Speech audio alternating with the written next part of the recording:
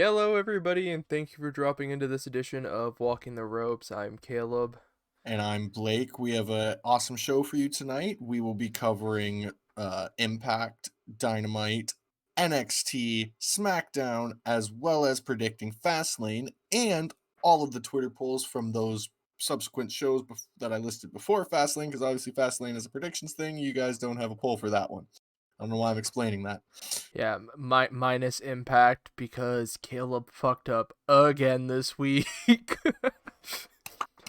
Twitter, make it so you can fucking schedule polls, please. Fuck. Yeah. Anyways, if you are new to Walking the Ropes, I guess I should continue on with my spiel here. If you're new to Walking the Ropes, or if you've been watching for a while now, you can always find absolutely all of our stuff through our link tree. That includes all the ways to listen to us, all the podcasting platforms we're on, our Twitch, our YouTube, all that fun stuff. Ways to support us, such as our Redbubble with merch and our tipping page and our social media, where you can participate in the polls and be notified when we are going live. So that out of the way. Yeah, it's been a week of wrestling. It has. Overall thoughts. What are your overall thoughts from the past week so far? I enjoyed Tuesday and Wednesday. Yep. Yep. I think I can agree there. Um we already did our Raw review and that, so we I know already how we talked feel there. about Raw. But yeah, you got any news? Unfortunately, I actually don't. I forgot to write up a news list for this show. Um I have just a few quick points and whatnot. My first point, which actually was I guess rebutted against tonight on SmackDown, which we talked about really briefly when we started to talk. There was reports that Strowman and Shane was supposedly pulled from Sunday, and you couldn't find it anywhere on their website, any of that shit, but tonight they advertised it. So It must be going forward then. I we're not getting the match. We know we're not getting the match. It's We're not happening at getting. Mania. Okay, we're not getting. We're gonna get a bell. We're gonna get a start. You But think? I definitely think we're gonna get a start. But I just don't know. There won't be a finish. Do you think it's like a double count out? Do you think it's like a No, I don't even think WWE would go as a finish official to have a bell ring. I think it'll like a final bell ring. Like it'll be the start bell and then it'll just kind of end. I'm still not sure we get the bell, but I mean that's for predictions Yeah. later. Um I was talking to you about it. Apparently Charlie Caruso, backstage interviewer, she had a spot on the Talking Smack panel and all that. Apparently she had some backstage heat for being late to pre-shoots and stuff like that. I also saw stuff about heat with wrestlers for some reason. Didn't really read as to why there. And apparently they have taken her off TV and they're just waiting for her contract to now expire, which I I don't know what to say to that. Yeah, Um I'm not 100% certain either. I mean, when you get rumors of backstage heat, you've always got to be so careful about where you go with it, because it's unless it comes from the mouth of the individual or something, you can't really say. And speaking of backstage heat, that goes along with another point. I don't have it written down, but I read it earlier. Apparently Jack Evans of AEW has some backstage heat as well. Oh, that might explain why he wasn't ringside for Angelico's match. Yeah, on Dark, it was him versus Dark Order's 10, Preston Vance. Okay. And he hit a think it was a 450, I think it was, and caught Vance 10 in the mouth with his elbow, which if you've seen the photo on Twitter, it's a really, in my opinion, I thought the photo was really neat. His mask is bloody. He Yeah. has the blood down his face, and it's him and Brody Jr. Yeah. Apparently Evans garnered a bit of heat for that. He's been botching a lot on Dark lately, I guess. Okay. And so people are starting to get a little pissed off and shit like that. Yeah, you got to work safe. And I guess they had removed the Dark feed and re-edited it and then reposted it after it aired, because I guess a lot of people were complaining about Brody being seen in the ring with Preston and fist bumping him with Preston bleeding and shit. And I was like, come on, the kid's growing up around this shit. I mean, obviously nobody else seemed to have an issue with it. I mean, his mother posted, Amanda Huber posted another big thing talking about Brody, and his love of pro wrestling, and the fact that, you know, people see him on TV and these people still think that AEW's using him and this and that, and that this pro wrestling, I mean, it's his life. People don't Yeah. see, you know, the hotel rooms doing the homework, and, you know, I guess he got almost straight A's and like 3 B's, which I mean, congratulations, Brody Jr. I mean, good report card, kid. Keep it up. Trust me. Keep Well, it up. he can't watch wrestling till he gets his math homework done. Yeah. Hey man, don't even joke about that. That happened a few times for me. I Oh, started I'm falling speaking behind. from a history. I Like, started falling behind in shit when I fell into wrestling. Oh yeah. the thing So, is I'd just get around it. I'd be like, "Oh yeah, I'm done," and they wouldn't check. And see, I had that workaround until the report card came in and you had the C's and D's, and it was like, uh-oh. I just went, "Oh, I don't know. I thought I did well." Guess I'm just dumb. They But took it, so but uh but yeah, like there's actually videos on Amanda Huber's Instagram of Brody training in a ring with Natalia Neidhart and some of their training friends. Some cool stuff in that. But yeah, I guess I was edited, yeah, which I I get found to it. be interesting. Um But yeah. uh Kurt Stallion, 205 Live, has been seen on NXT a few times. He was doing stuff with, I think it was Santos Escobar for the Cruiserweight title, if I'm not mistaken, back about a month Uh, ago or so. he challenged for it, and it was that one where it's like he didn't get the match, and then they all of a sudden did do the match like the next week because Regal was Yes. like, because Santos just didn't want to. No, that was for Cross, wasn't it? Maybe. He Anyway, they attacked Stallion yes, backstage, and then he said like the match will happen next week, or it was the same shit that happened with Cross. yeah, Literally like mirror almost.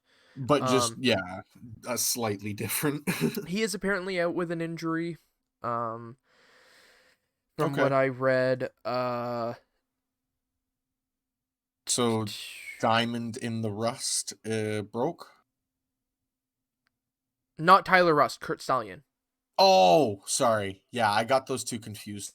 I think he did something with Tyler Rust too, though. You saying that. Probably, probably, and Um, that might be why I get them a little confused. But I think they also kind of look similar. I think so. I don't know. Chelsea Green, obviously known as Matt Cardona's fiance. She was on Impact, all that stuff. NXT. She debuted on SmackDown and I think broke her wrist in her debut. I Her think so. and Santana Garrett, who was in the Women's Rumble this year, were backstage at SmackDown tonight. Obviously, they were not. They were not featured on the Featured. show. I was trying to think of the word. I appreciate that. You're good. Um, but Chelsea Green has apparently been cleared to return to action. Good. Um, oh, I don't know. There's so many little here and there things. We talked about this briefly. Triple H is reportedly in quarantine after the COVID-19 outbreak at the Performance Center, taken as a precaution, along with, if you watched NXT this week, and as we go through the card, you'll notice a lot of notable names missing. Weren't there? Yeah. Apparently many people were quarantined, Triple H being one of them.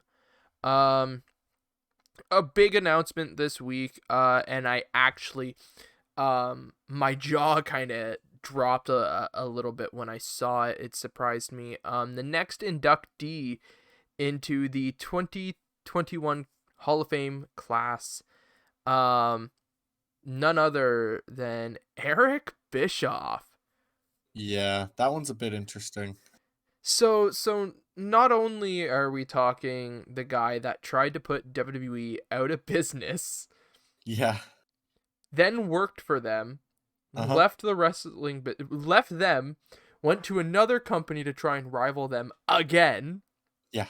came back, got fired, and has now been appearing for their new competition. I wouldn't say appearing for the competition per se, but doing little spots here and there. Like he's done, I wouldn't say he's like doing it for AEW, but I feel like he's doing it more for the whatever promotion that he's not promotion, but whatever he's kind of working as right now, like his podcast or whatever. He's more doing it for that than anything. Yeah, but I mean, he's been On the program he's for been sure. featured for, like, I mean, Yeah, one of the he's not big like in things storylines, but yeah, he one of the big things was the uh what do you call it? I think it was Jericho Cassidy. yeah, he was in the question lines for that, but he's basically just been a questionnaire type He person. he He was hasn't. he was on the stage for that one, I think it was, right? Yeah, Cuz he was I on don't a think that. podium. He was on a podium on the stage. Yeah, he was yeah. Yeah, I was just trying to remember cuz I'm like that one I didn't have a question line. That was him and yeah, but he was the mediator for the the debate. debate. Yeah, Yes. Yes, because so that's when like Orange Cassidy gave us a really yeah, passionate note on climate change, which is still one of yeah, the best promos like ever. I don't care. exactly. Uh, Um, but my point there was more or less that he hasn't been involved in storylines per se. He's more or less just been what somebody else could have done. They just kind of got Eric Bischoff to do it. yeah, yeah. But I mean, the thing is, It's I still mean, neat, he yeah, was for even sure. featured like what 2 3 weeks ago. I know, right? He was a what was it? He was it was the Inner Circle question. Or yeah, but was that 2 weeks ago or was that only a week ago? So a Yeah, no, that week was two ago weeks was the ago. War Council, which was right after Revolution. So 2 weeks ago, Yeah, because it was going into Revolution. yeah. So it's just interesting that he's been able to appear for other promotions, and Vince is like, haha, maybe this is the response to Christian. Potentially. I don't know. I It's feel not like this after stops Bishop from doing anything else for AEW before he goes into the fame. exactly, but I don't know. I think there's something about when Big Show Paul White mentioned on the media scrum for Revolution about Vince calling him and Yeah. saying congrats and like you'll be an asset for them. I don't want to say that there's not, still some kind of a, I mean it's rivaling promotions. It is. Oh They yeah. always will be, but I don't think there's as big of a concern now. Oh, 100%. The Um like because there's even been clips and mentions like very very slyly almost on programming the last few weeks for WWE where somebody who is now with them, where before, like, I mean, Jericho was like a do not mention, and yeah. it just, it doesn't seem that way anymore.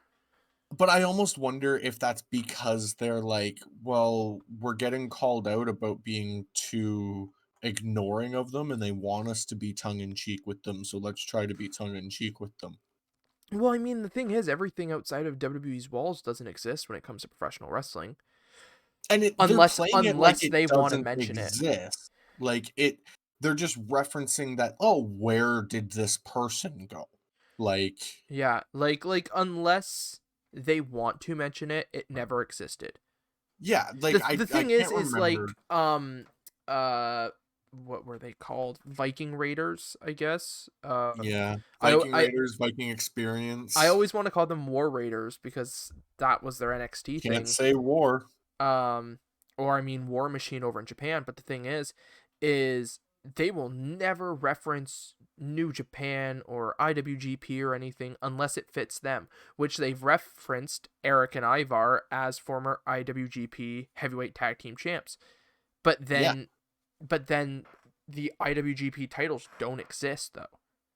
Like it's just a weird bubble where yeah. like they will pull things in and then push them out It's what they almost. want to exist. It's literally what Vince wants to exist inside of his tiny, tiny, tiny little head. Well, that tiny head has millions of dollars, so. I'm saying tiny because, like, when you look at his body, it Oh, doesn't match. dude's fucking.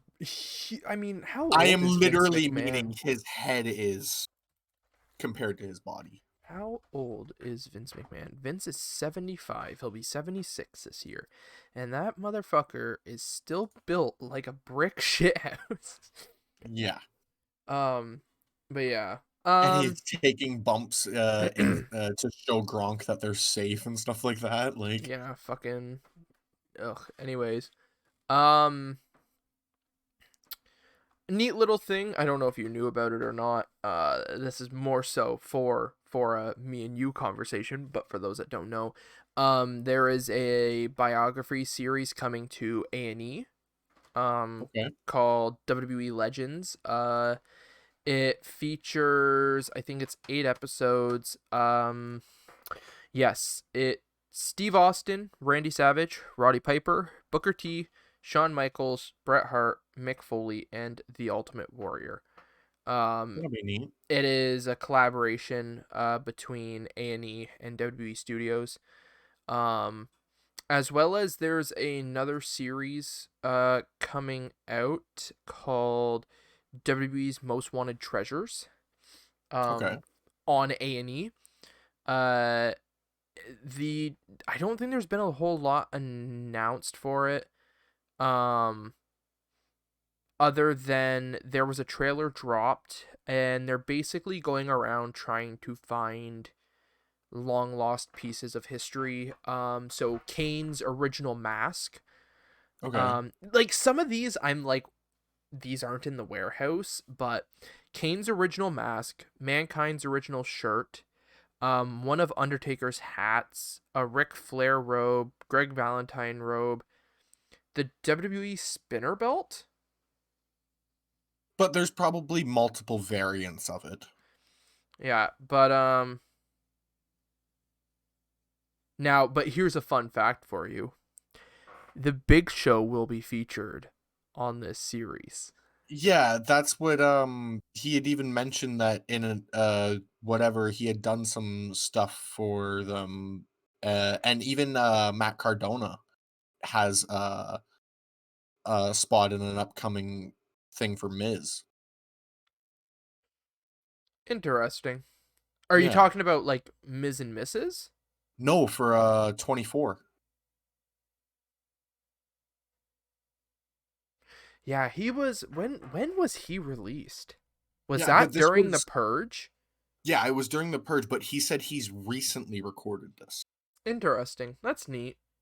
Hmm. Um, but it looks like a cool series. I didn't know if you knew, so like I said, it was more No, of I a hadn't. like, hey, yeah, that starts next month. I think like the 18th or something is the first show. Oh yeah. Um, duh, duh, duh, duh. Poo, poo, poo, poo. Oh. This one you messaged me earlier today. The Hmm. hosts of WrestleMania 37 have been announced, and I'm not gonna stick on this. I do not want to get into it. Nope. Just saying it are like just saying it, people will probably be able to figure things out. Um, the hosts are Titus O'Neil, Tampa Bay native, great, and Hulk Hogan. Yeah. Um, Yeah. It's weird. I, I don't, I don't know. I don't know how I feel about it. Um, yeah. Beyond that, I don't think I have much more. Oh, I do have one other note, which I found out about late this Yeah. evening, and it kind of pissed me off to see it. I wasn't sure if I wanted to bring it up, but I really do. Um, because I think it'll be an interesting note for us to talk about too. It sounds awful to say it. Yeah. There's been no official statement made or whatnot. But Maki Ito, which if you've been watching All Elite Wrestling the last few weeks, if you had never heard of her before, you definitely know of her now. She had an absolutely fantastic main event on Monday's Dark Elevation, which if you have not seen, go and watch it. I still need to check that out. Her and Riho. I watched that match, and it was fucking great. Um, she, I want to say this morning, I might be incorrect there, but this morning, deactivated her Twitter account. Oh, interesting. Apparently she had people coming out of the woodworks, coming after her, saying shit, this and that. Um, and I want to bring this up because I'm so sick and tired of it.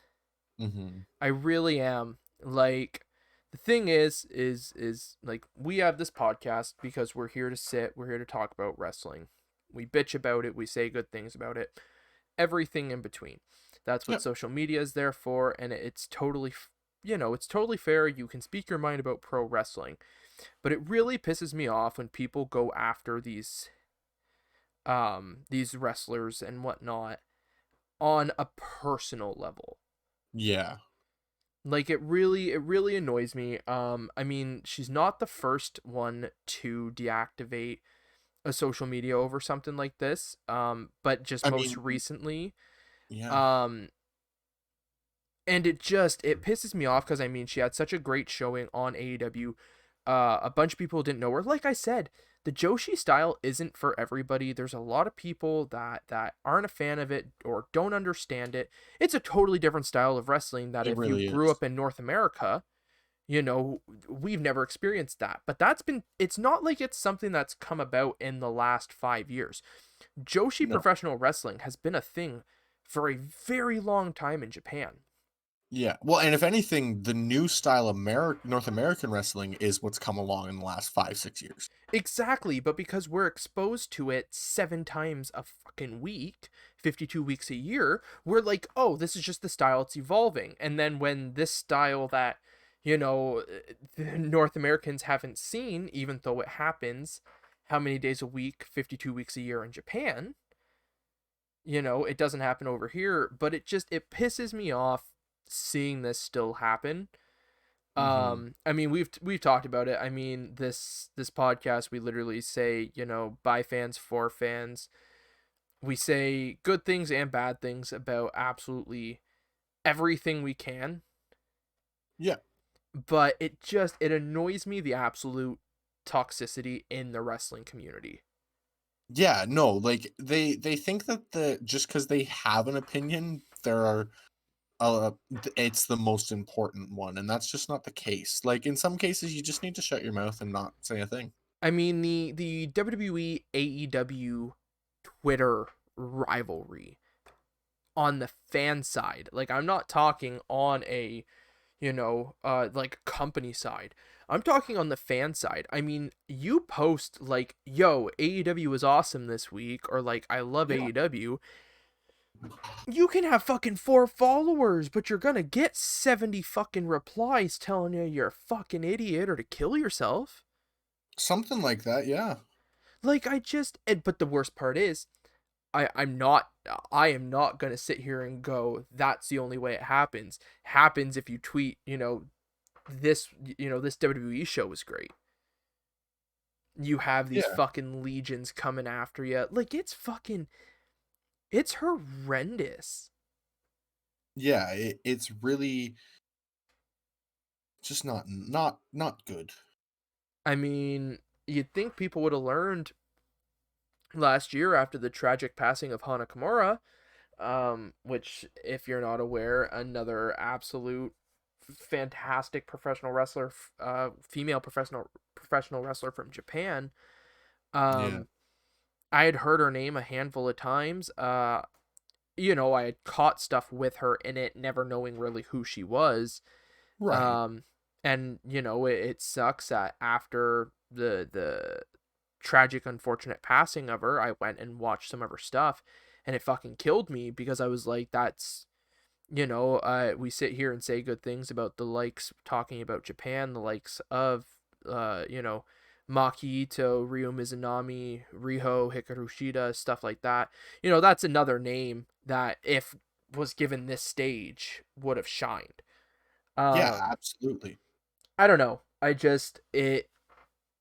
Just seeing it today, I don't know. I don't know why it set something off in me. It just really pissed me off. I mean, you know, to go on kind of a personal level here for a minute, and then we'll get into results. I mean, as somebody who's been bullied, my whole life, Yeah. it sucks. And it sucks seeing that. I mean, you fucking, when you're put into the spotlight, you expect shit. You expect shit to come your way. Me and you have talked about it. I mean, it's not like we have this fan base of even thousands of people.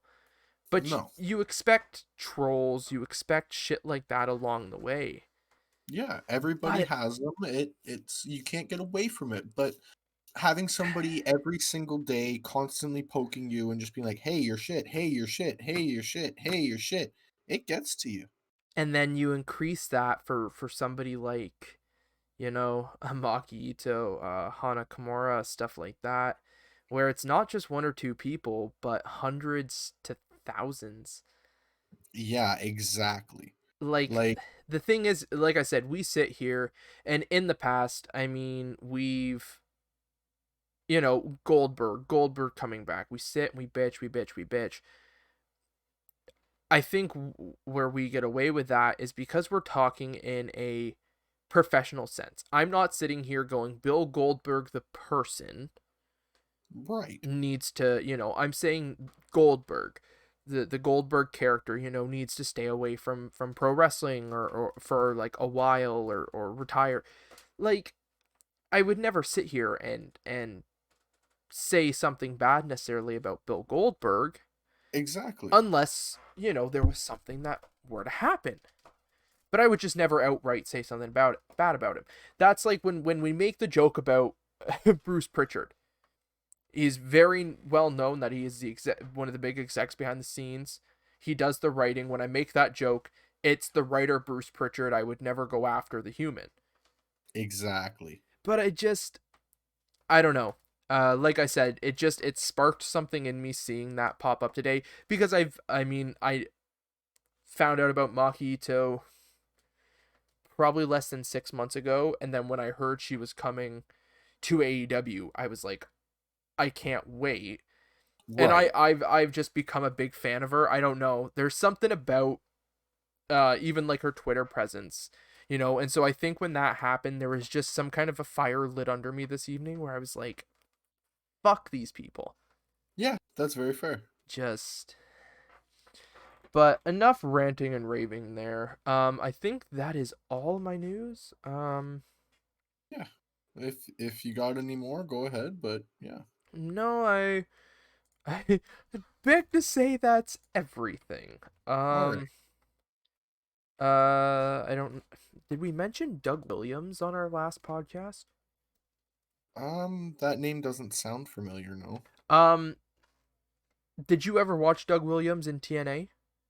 Yeah, but I was meaning like to our podcast being Okay. said. Um, yeah, Doug Williams announced he was coming out of retirement.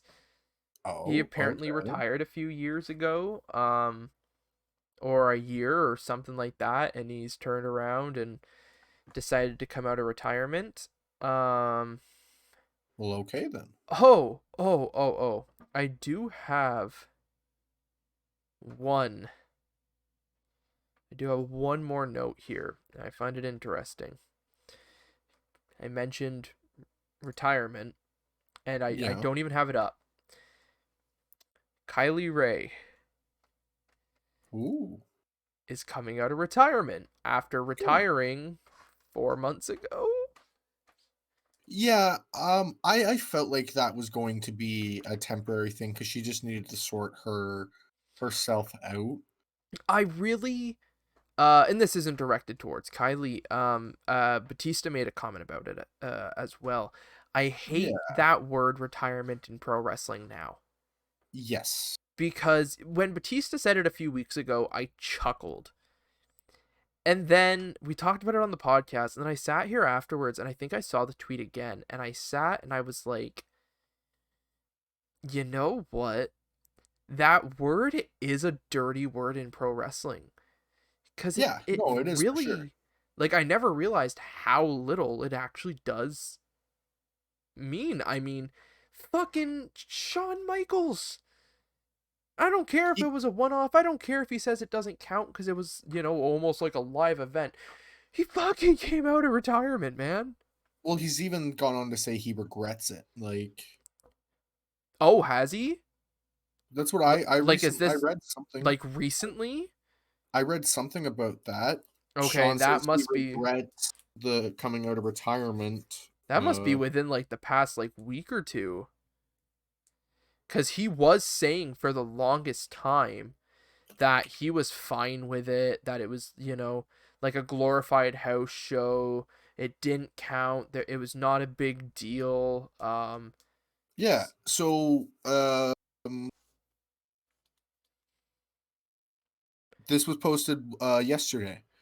I There's bet you it a has something to do with Taker's series saying he wanted to go out on that match. possibly. Sorry to cut you off. I just thought of that. Go ahead. Yeah. What does it what does it say? This is a quote from whatculture.com. Speaking in an interview with New York Post, HBK admitted his regret at breaking his 8-year retirement for the bout.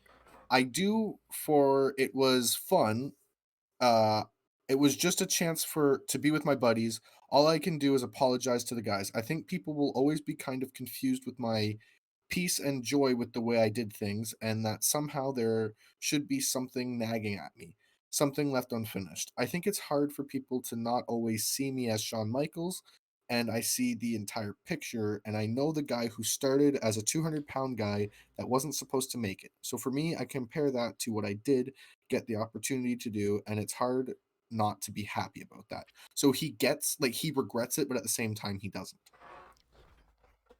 I mean, here's the worst part about something like that. That's to say, we've talked about wanting to become professional wrestlers. That's a very big hope one day for us. And the thing is, if I were to ever get that opportunity, like for somebody like me, we've talked about it. It's like talking about Edge.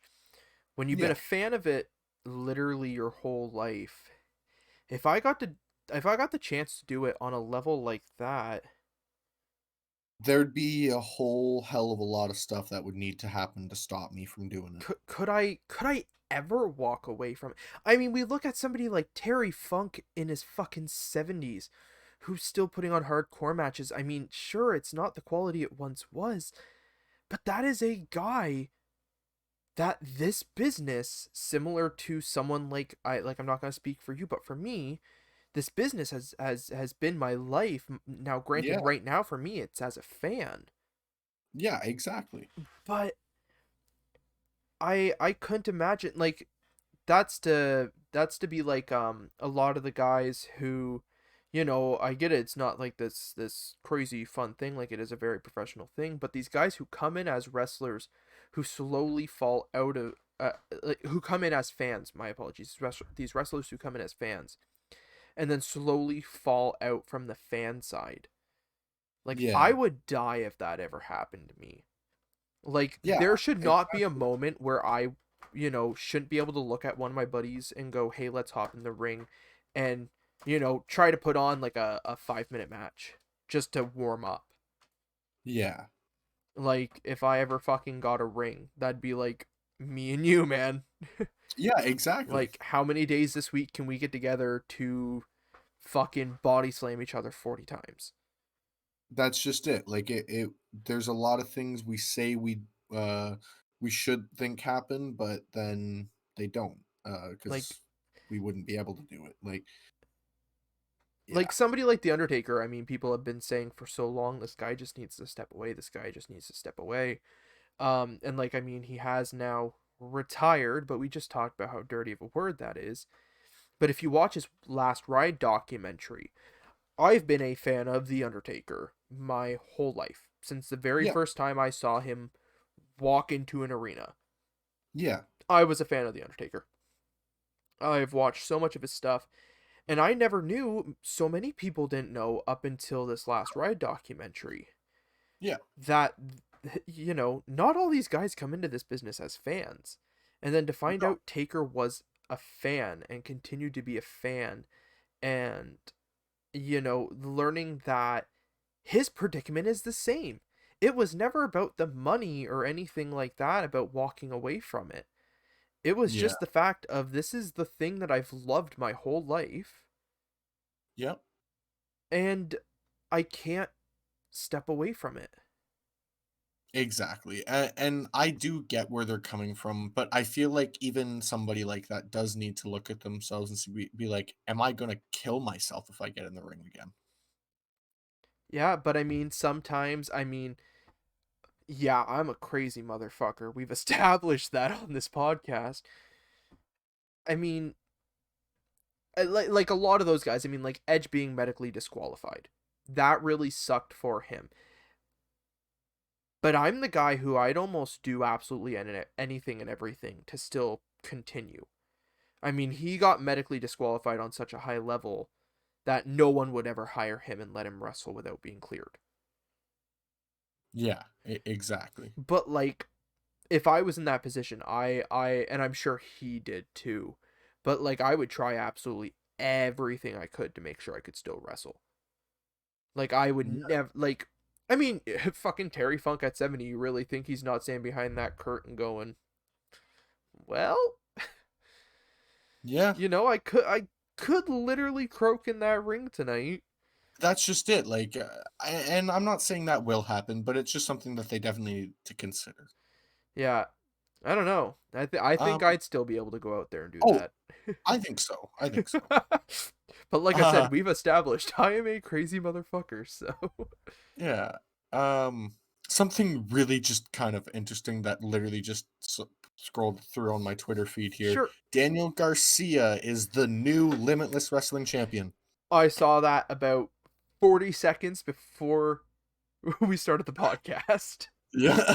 So, yeah, big congratulations. So he's not signed? I don't know, but he's a champion at Limitless Wrestling, so Sure.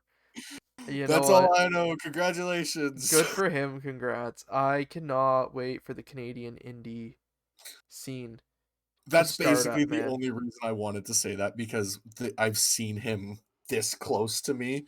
Like I I was like want watching Impact this weekend and seeing Sammy Callahan, and I thought back to seeing Sammy Callahan live, and as gross as it is, he fucking spit on me, fucking yeah, asshole, like fucking well, asshole. But like, it was so cool seeing, and the best part, it was him against well, now John Morrison, then Johnny Impact. I mean, but yeah. can't wait for indies to be back in Canada, man. Any day now if they want to. This vaccine can roll out real quick here for one reason and one reason only, for me to get back to professional wrestling shows. Yeah, I think exactly. there's a lot of people thinking this way though. There's a lot of wrestlers that are probably just like, Do you know what I here's realized? Not to cut you off no, there. go ahead. The next time we get fans, like full on fans, is gonna feel really weird. I watched Omega and Hangman versus the Bucks from Revolution last year this afternoon.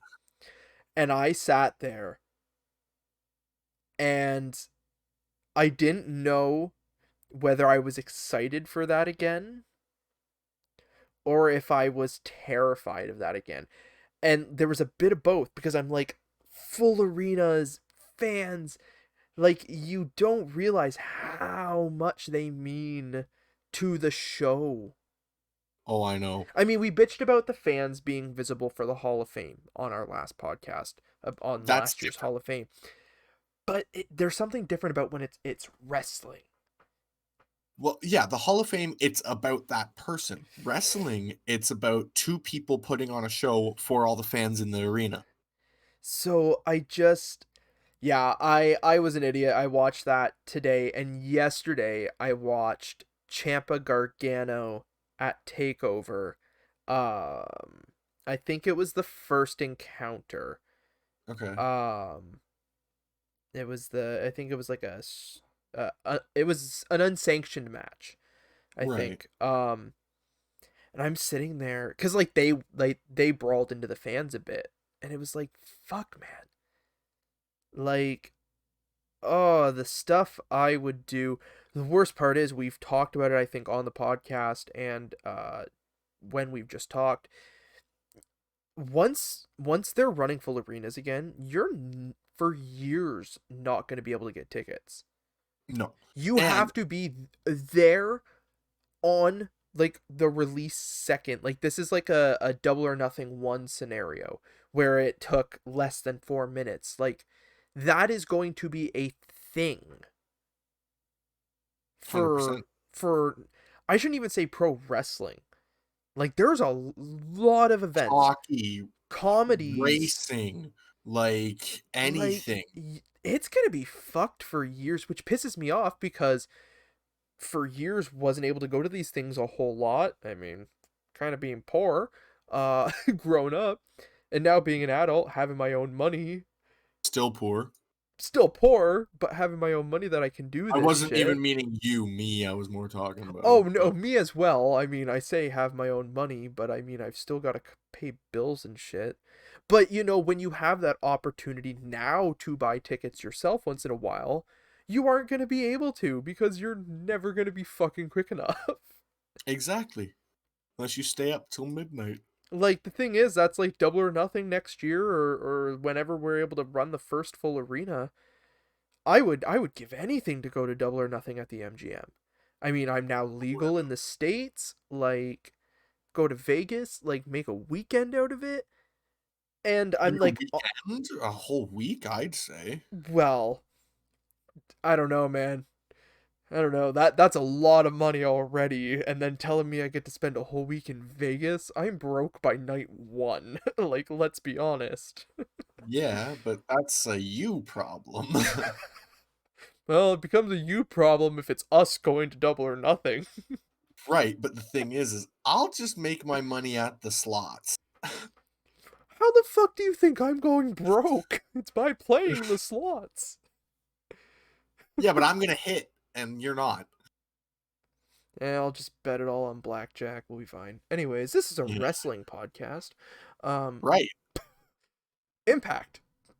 Yes. Let's get to that. Let's get to that. Yeah, we'll probably run through the cards pretty quickly. That's just because they're good cards, but I mean, A lot of these shows, I'll say this about Dynamite, just go watch it. yeah, exactly. There's I don't think really much of a bad moment on the show. Do No, yourself a favor and watch it. Almost same with Impact. Impact was actually from start to finish the best show in weeks. I think this is only the second Impact that I've given this high of a score. there's one glaring match right in the middle of it all that I don't like.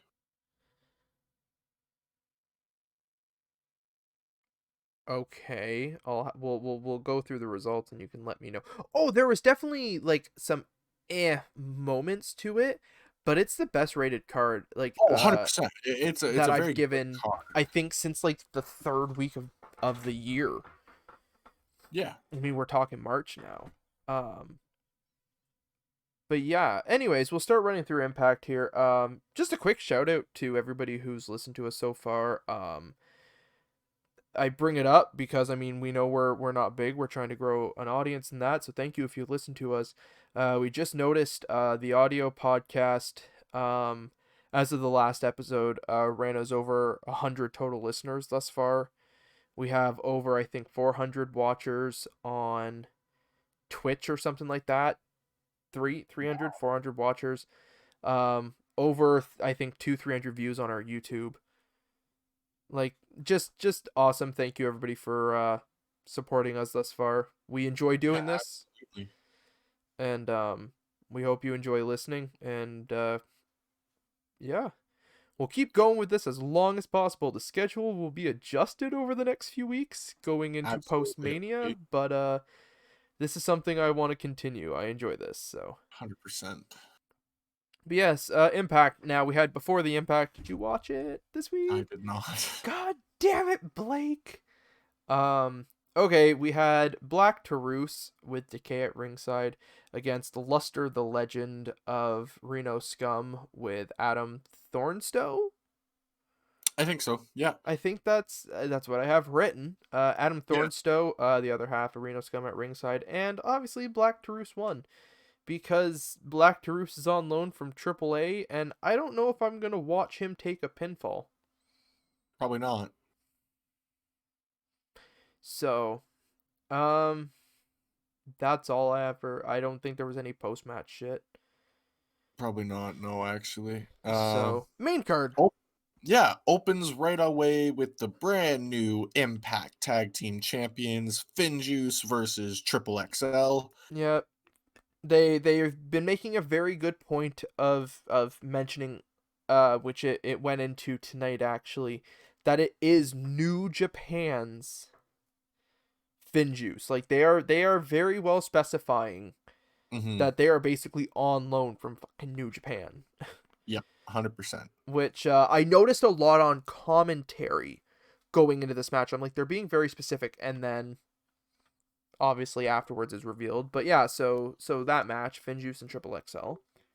Really good match, just solid. We get Finjuice picking up the victory, obviously, because they're the new champions. They're going to pick up the win. Yeah, We get Good Brothers coming out and saying that the match basically last at No Surrender shouldn't have happened because they weren't prepared. sacrifice. They- Thanks. Yeah, that one. Just wanted to correct real quick. That's fine. Yeah. The, Anyway, the the match shouldn't have happened. They weren't ready. yeah, Little hungover, shit like that. yeah. They Um, want the rematch, and then Finjuice accepts, but they said it'll have to be after they come back from their tour of Japan,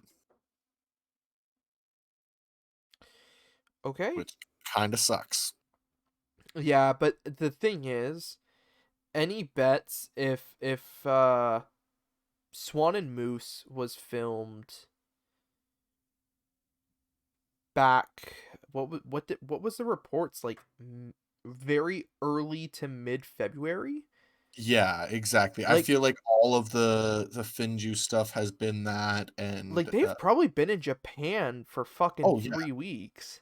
more than likely. But it just sucks. Well, and I have a feeling they don't even have the Impact titles with them as AEW runs live, and Gallows and Anderson have been running rampant with titles, and I don't With know that. yeah. I don't know that Impact has replicas of them or Yeah. duplicates or whatever you want to call. Yeah, because I mean for a company like that, I mean WWE I don't produces the even. replicas all the time, but Yeah, somewhere like Impact I don't think has produced replicas in 10 years. yeah, and I don't even think like somewhere like AEW has even backups of titles. Like I think if the title goes missing, the title's missing, and they don't have it for the show. Like Oh god. Just a Memories. quick side tangent about that. That's one of my favorite thing about indie shows. I don't know if you were at the show, the Smash show. Yes, I was. It was for anybody who's been around the Ontario Indies. If you haven't looked into these names, it was Brent Banks, I believe. And was it him and Dukes? I want to say it was Tarek because him and Tarek were the tag team No, Tarek was the world champ in at Smash. that point. Oh, then maybe it was. So Maybe it so was Stu. so him and Dukes, I don't know who they were facing, but anyways, they were the tag champs. They come out and it's a tag title match. Oh, Halal Beefcake. It was Yes, totally a Banks Dukes Halal Beefcake, which if you've never seen Halal Beefcake, please go and look them up. They are actually, fantastic. I think they've wrestled in New Japan. No way. Well, I vaguely remember seeing the big dude's afro. There's no way. Uh, we will totally get back to actually talking in a second, Yeah, but exactly. this is a very odd side tangent here. Um, they might not. Abraham or Abe Jackson is the one that I remember seeing. Glory Pro. No, it wasn't. Sorry, it wasn't New Japan. It was Impact. They've supposedly been on Impact. Yes. They I was wrestled the wrong about. Deaners in 2019. That's the match I was thinking about. Okay. Yeah, that was on Yeah. Impact. Yeah, I was wrong in thinking it was Okay, I got really excited there for a minute. I'm sad now. So did Anyways, I. But I mean, somebody from Smash that's been there is Psycho Mike. yep. Yep. But anyways, so this specific match, the reason we went on the side tangent here, Yes, sorry. it was for the tag titles and the tag champs came out and only one of them had a belt. They ended up winning the match, cutting a promo, and had revealed that the other guy had left his title at home because he was a regular for this company Yeah. and they were going between cities for like 2 or 3 shows in a row. And Yep. so he packed his bag and he forgot his fucking tag title. Like, how fucking hilarious. That it's just talking about like would they have, Yeah, we've talked about exactly. the 24/7 title on Raw being what looks to be almost confirmed a replica by you this week. It Um had to have been. but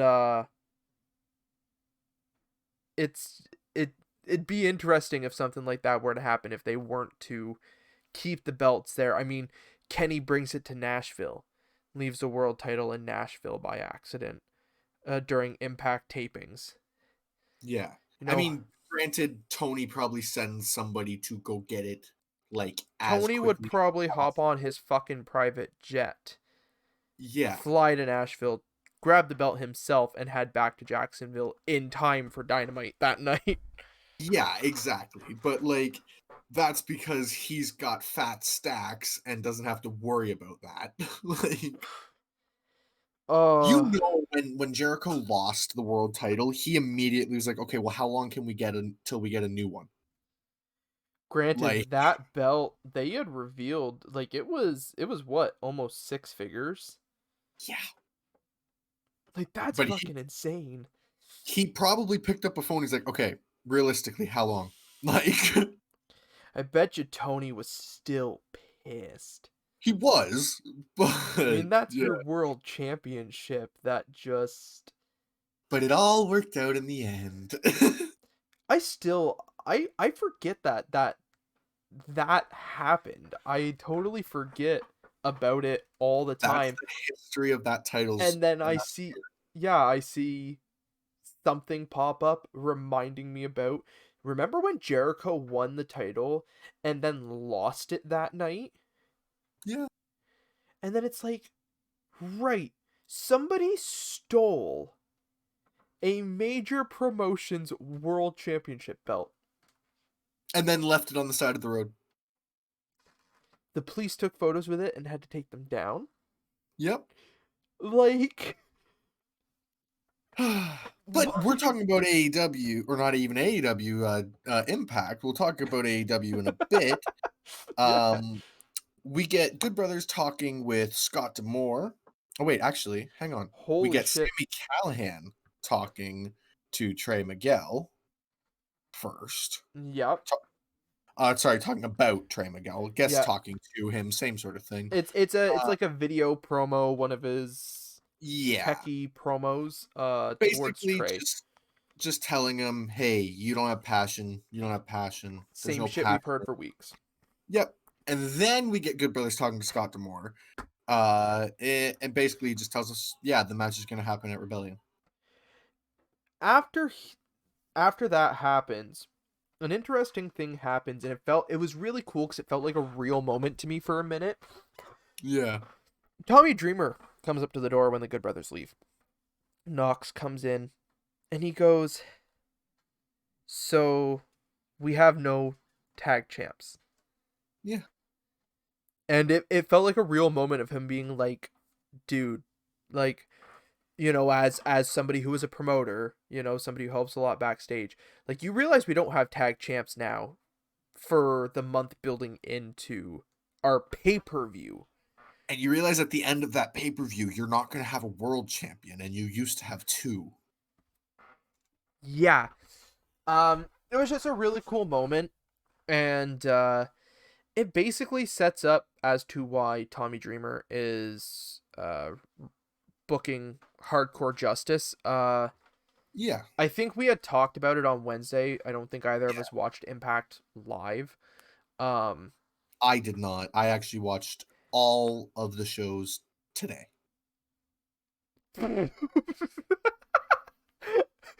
Seriously? Yeah. Nice. Nice, Blake. Good job. Holy fuck, I did not know that. So 6 hours of wrestling today. And then 2 hours of SmackDown. No, 6 hours because oh yeah, sorry, you guys 2 4. Yeah, sorry. I was thinking I was including SmackDown, but yeah. Yeah, 8 hours of wrestling today. How are you feeling? I'm fine. Ended on a low note. Yep. Yep. Should have just watched Dynamite as we did the podcast. You should have. We've done it Anyways, by that point. yeah, they Scott D'Amore is basically like, Tommy, you're the commissioner for Hardcore Justice, book it. Fuck off. Yeah, exactly. And Tommy already had a card made. Yeah. Like, And I wonder if, because he's concerned about the tag titles, if he's got some old tag titles that they're just going to reactivate. something like that. It'll be neat to see. Just don't do the TNA ones, because that's just lazy. Like, what was the other one? GFW? Global Global Force Wrestling. Yeah. I don't know. I didn't watch any of that shit. When all of the titles all of a sudden just had an owl on them. That was the Anthem buy. Yeah. Yeah. Like, TNA's Impact's been through some shit, man. It really have when they secretly sold for just and when they secretly sell in a few months. I honestly think it's already done. Well, when they officially I'm saying it now. Rebellion is the final show of Impact before AEW's finally just like, we own them, by the way. Yeah, I think it will be. Well, Tony Khan's the grand puppet master. Like, wouldn't this play into it? It would. Like, you want to talk about 2021's the year for wrestling. That door is going to get, Kenny made the comment, just a foot's in the door right now. By the end of the year, that door is fully kicked open. Pro wrestling is going to be the craziest thing in, 9 months from now. Yeah. Fans finally starting to get back in. Like, it's going to be great. Anyways, Impact. Yeah, Rhino with Violent by Design versus Jake Something with James Storm and Chris Sabin. Yep. This match doesn't last long. Yeah, I was surprised. I'm sitting here like getting settled in, ready for a decent match. And it didn't last that Gore! long. Pretty well. Like, fuck, they did a little bit, and then it was just like, we're done. Yeah, so we got basically Jake gets distracted by Violent by Design fighting with Storm and Sabin, turns around, gets gored and pinned. Even though we have seen him almost die and not get pinned. Yep. But, then they all end up brawling. They get in the ring, and Rhino gores Storm and Sabin. Tennille names her team the Followers. This is an absolutely fantastic backstage segment. Yeah. Tennille, Kaleb, Fire and Flava. And then, can I just say Deonna Purrazzo's crew? Like, is that just the thing at this point? It's Kimberly and Susan? One interesting note, we had talked Fuck, about no. this on No. the last show. The roster is 13 women. Oh. 3 of them. No, hold on. 13 characters. Yes, that's what I was getting into. 3 of those are played by one person. Susan, Su Young, and Susie are all listed as separate members of the roster. I did not know they are all played by the same person at that point in time. I do now. Wait, The roster is 11. you didn't know I that? did not. Yeah.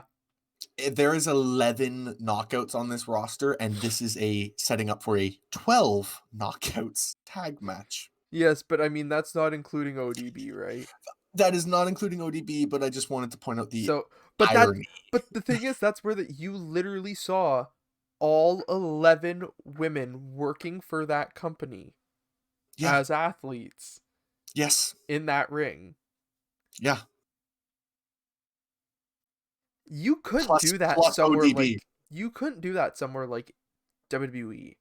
You couldn't even do that in AEW, which people argue have one of the worst women's rosters. Not saying they have bad women, they just have bad projection. Yeah, well, wait until the fucking main event. Anyways, yes. But yeah, no, I get what you mean, but I can't believe that there's. Oh my god. Yeah. Yeah. So we saw all the women plus ODB. Yeah. Okay. But up next we get Rohit Raju. Oh, hang on, that also is going to include the women's announcer person who interviews people. She also appears, so I guess you can count that as a 12. Gia Miller? Yeah, so you can, I guess, count her as a 12th, but I didn't because she's a non-active competitor. Well, when I had said something about it, I said the ones working as talent. Yeah, I guess she's an interviewer, but... Yeah, so if you want to be technical, there are 12, and she did appear as well on the show. So. Which I think she's a wrestler, actually. Probably. I wouldn't be surprised. Yeah. Well, that's like Dasha on AEW. Exactly. She's a wrestler. Most people don't know that. But anyways, yeah. Rohit Raju versus Shira. Yeah. This is gonna go well. So he is going by just Shira. Shira, yeah, he's just Shira now. They just kind of messed up last week. But I think at one point, Matt Stryker, right? Yeah. He mentions him by Mahabali Shira on commentary at one point. Maybe. And I don't know. It seems like their continuity here, like, it isn't working. Yeah. Yeah. I don't know. So far, this is kind of one of the longer matches on the card as the way things go, but it's even still not that long. Shira loses. Yeah. Yeah. Granted, it's with a roll up and leverage and whatever. Ropes. But it's just, it feels like they're killing this monster before they're even getting it off the ground. I feel that too, but I could be wrong, and I hope I am. But that's just what it felt like. The thing is they've got to keep Rohit a heel enough as well, because like this is the feud we're obviously aiming for. Yeah, So trying to get Shira over as the face after I guess being so. the heel with Rohit for a while. I guess so, but the thing is, I think there's a million ways different to go about it. Yeah, I mean, I don't Anyway, know. I don't know. eh, we'll see where it goes. Just for now, it just felt odd. Yeah, we get Rich Swann and Willie Mack talking backstage, it's party shit like that, and Swan's like, "I'll be back." Yeah, Makes his way to the ring. Uh, the premise of his promo basically is about winning the belts, being the double world almost champ. dropped the titles because they're so difficult for him to carry. Yep. And begins talking about Kenny Omega and Rebellion. He's gonna win the AEW World's Championship. Sure, he will, kid. Yep. And then we have Don Callis come to the ring. Excuse me. First Yep. off, I don't know if he's ever had an entrance music before. I don't. I do not watch. I didn't watch Impact prior to the start of this year. I did not watch it actively enough. I knew who Don Callis was. I didn't actually know he was an executive for Impact until I knew that much. I did know that much. probably oh probably August of last year was when I found out that he was working with Impact, and then that's why when he appeared on AEW, it clued in prior to beginning Impact again. But his fucking entrance music, like, Yeah. yes, love it. But Callis gets in the ring, shakes Rich Swann's hand, hugs him, and if you watch the lips, if you read the lips, I think commentators say it too.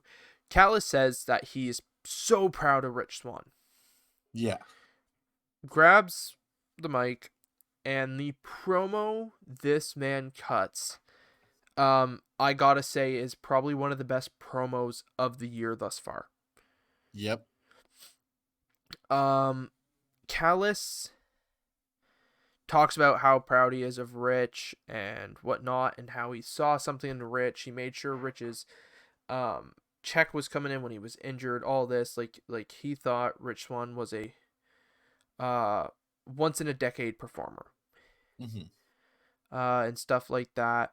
And then he starts talking about when he won the titles and how everybody was saying they were proud of him and that, but they all were trying to make him forget about the one winged angel and losing to Kenny Omega, and they kept trying to almost protect Rich from that. Hmm. Then he just starts praising Kenny Omega. Yep.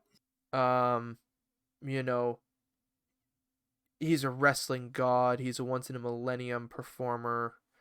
Uh, and it's basically just to the point of doesn't matter what Rich wants to do at Rebellion, Kenny Omega is walking out with his hand raised. Yeah. And this promo is just so fucking good. Yeah, it really works. It tells you exactly what Carlos is thinking, exactly what everybody needs to know about this character and what it's doing moving forward. Like, I don't know if it was just because of how Don Callis delivered it, because it seems like an evident promo, almost exactly what you would expect Don to say. But oh, it just worked. It made me care about Swan and Omega more than it just being, oh cool, like it's a world title match. It gave me something to give a shit about, and it was fucking good. And for only Dawn to cut it.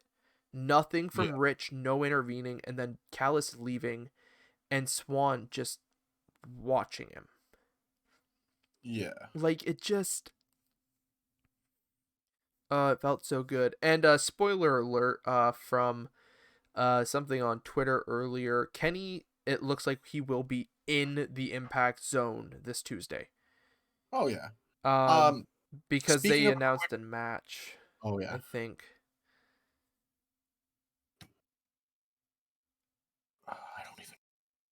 You were going into something there. I was talking about for you, your match. You think I was trying to help you out there. Oh, yeah, just But posted it on anyway, Impact. while you're quickly doing that, WWE just announced Rhea Ripley will be debuting this week. Really? Yes, on their Twitter. Yeah, so it looks like Kenny is in the Impact Zone. And we are getting Eddie Edwards versus Oh, the Good Brothers. It looks like it's a 2-on-1. okay, interesting. Because there's actual footage of a backstage encounter and then Edwards diving onto the Good Brothers, which I mean, I can't say I've seen any of that recently. Yeah, I can't say so either. And Kenny hadn't been in the Impact Zone besides the match, right? Um, He never came to the ring in a suit. Because there is footage of him walking to the ring in a suit with the world title. So I take it um, is footage from this upcoming Tuesday. he never walked into the Impact Zone, but he was No, backstage. he is walking into the ring with the title belt. Yeah, okay. So, anyways, AEW paid ad, basically Just runs down the card. the amazing AEW card, my dad. Mhm. Matt Cardona and Eddie Edwards backstage talking. Um, Brian Myers comes in, Eddie Edwards leaves. Myers Yeah, says, yeah. I hate it here. You're not supposed to be here. "Yeah, like Pretty much. this is my place. Go away." That's pretty much what he said. Like, okay, The, sure. yeah, it's not how that works, but good luck. Um, ready to move Uh, on to this frickin' match. Remember when I said there's one match in the middle of the card that I have issue with? Okay, well let's run the participants and then you can give your issue. So this is the 12 knockouts tag match. We have Tennille Dashwood with Caleb with a K at ringside. Fire and Flava, Kiara Hogan and Tasha Steeles, Deonna Purrazzo, Kimberly, and Susan against Jordan Grace, Jazz, ODB, Havoc, Nevaeh, and Alicia. Okay. So, There is a double spot fest in this match, and I was pissed. Anyways, a double spot? They did it like 5 times. I only counted twice for the full Maybe everybody. for everybody, but anyway, Well, yeah, my I mean, a match like that, everybody gets something in every 30 seconds, but I mean the complete, like, one, like, all 12 participants. yeah, There was exactly. 2 of those. Continue, Yeah. though. My question is, why does this match exist? When we could have just had Alicia versus Tennille. When we could have just had Alicia versus Tennille, which was the match that we were proposed, or we could have just had this in 3 separate matches. Run Fire and Flava versus Havoc and Nevaeh again. Run ODB versus run that one as a 3-1. ODB, Jazz and Jordan Grace versus Susan, Kimberly, and Deonna Purrazzo, and then have your singles match. Like, why did we need this to be a 12 knockouts tag match? Because they wanted to get every woman working for them on the card. They are still using Taya Valkyrie in their promo footage. Yeah, I noticed that. That'll stop as Anyways, soon as she makes her debut on NXT. yep. Oh yeah. Um, Um, but yeah, this match was not bad. I mean, for all 12 people being in there, it kind of sucked because you didn't really think anybody did anything in the match. it was somewhat decent Yeah, no, I'm not at saying the it at was. the end of it, but But what I'm saying is, as pain and whatever goes in a match, these girls didn't seem like they took a whole lot to lose all of a sudden. yeah. Yeah, no, that's fair. The winners are Havoc, Nevaeh, ODB, Alicia, Jazz, and Jordan Grace. Winning with Jazz makes a Kimber tap with the STF. was it Kimber? I thought it was Susan, but yeah. Yeah, Kimber. Um, we have the new X Division champion Ace Austin backstage being interviewed with Madman The Fulton. youngest two-time X Division champion. Sure. We have Chris Bay interrupt, be like, yo, want a match? Josh Alexander comes out and he's like, yo, want a match? TJP comes out and he's like, yo, want a match? Ace Austin's like, TJP, get to the back of the line. And then TJP's like, nah, Well, rematch. like TJP's like, okay, steps to the back of the line, and then he goes, but I talked to Scott, so I guess this means I'm up here, actually. Oh, I didn't like this promo No, one bit. And we it was really basically are told bad. we get TJP and Ace next week. What is it for the title? More than likely. Yeah, okay. And then we get Sami Callihan and Trey Miguel going one-on-one. Main event snuck up on me, I'll admit. So I actually during this promo was like, how much longer's left of the show? And I'm like, hold up, this is the main event. What the fuck? Yeah, I was sitting there, I was like, I wonder how much is left, because I watch it after the fact, right? So, Yep. as I said, I watched it today. It's an And I hour and looked, 26 minutes. yeah, and I looked, and I was sitting there, and it's like, there's 20 minutes left in this show. This is the main event. Yeah, like there's no way they're doing 2 matches in this time. And Yeah, like there's no match that's going to go over Sammy Trey right now. exactly. Like, So, they did a great job in my opinion, for I what they really were did. given. Um, and it feeds into it more because Trey's going for a top rope maneuver, probably to finish the match. The ref's in the way for some reason. Yeah, he's like Checking checking. Sammy, Yeah, and Sammy ends up getting up and hitting Trey, and just fantastic package pile driver. I yeah, love seeing a really good pile driver. And he pins Trey for the win, yeah, and that's that. Like, yeah. um, so we'll run through here with our ratings and matches of, since we don't have the banners for the mega episodes. What is your rating for Impact Wrestling out of a 5? I gave it a 3.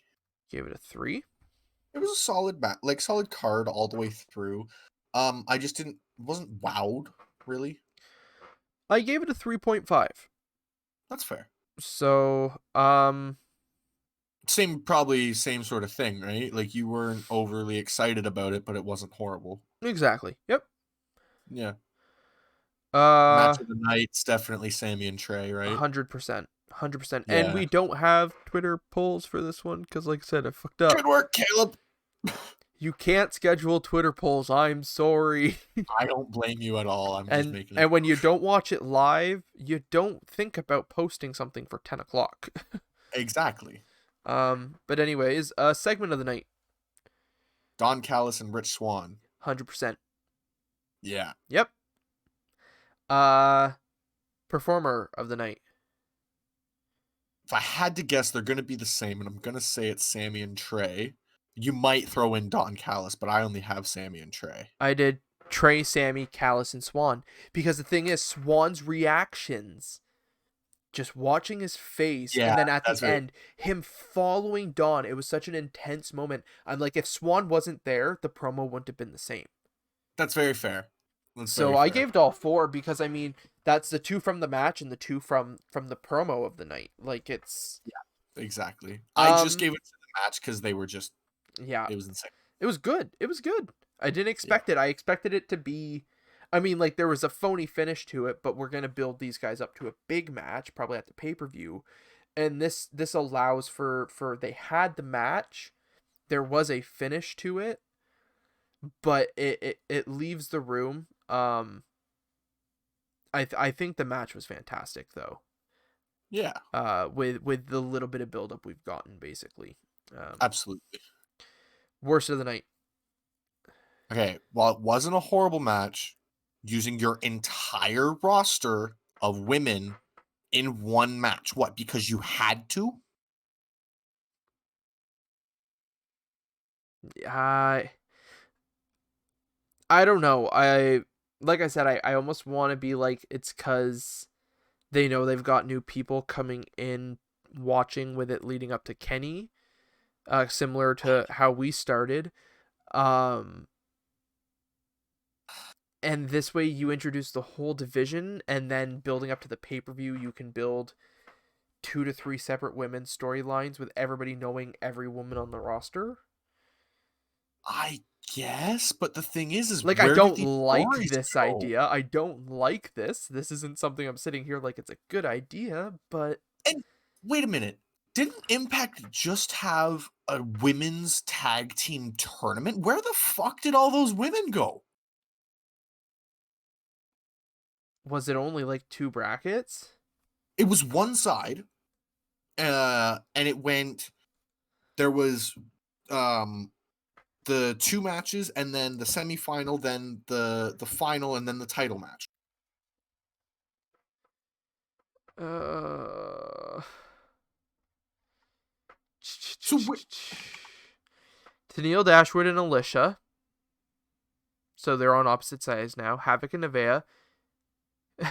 Killer Kelly and Renee Michelle. So Renee Michelle is Drake Maverick's wife, and Killer Kelly. They are both now working AEW Dark.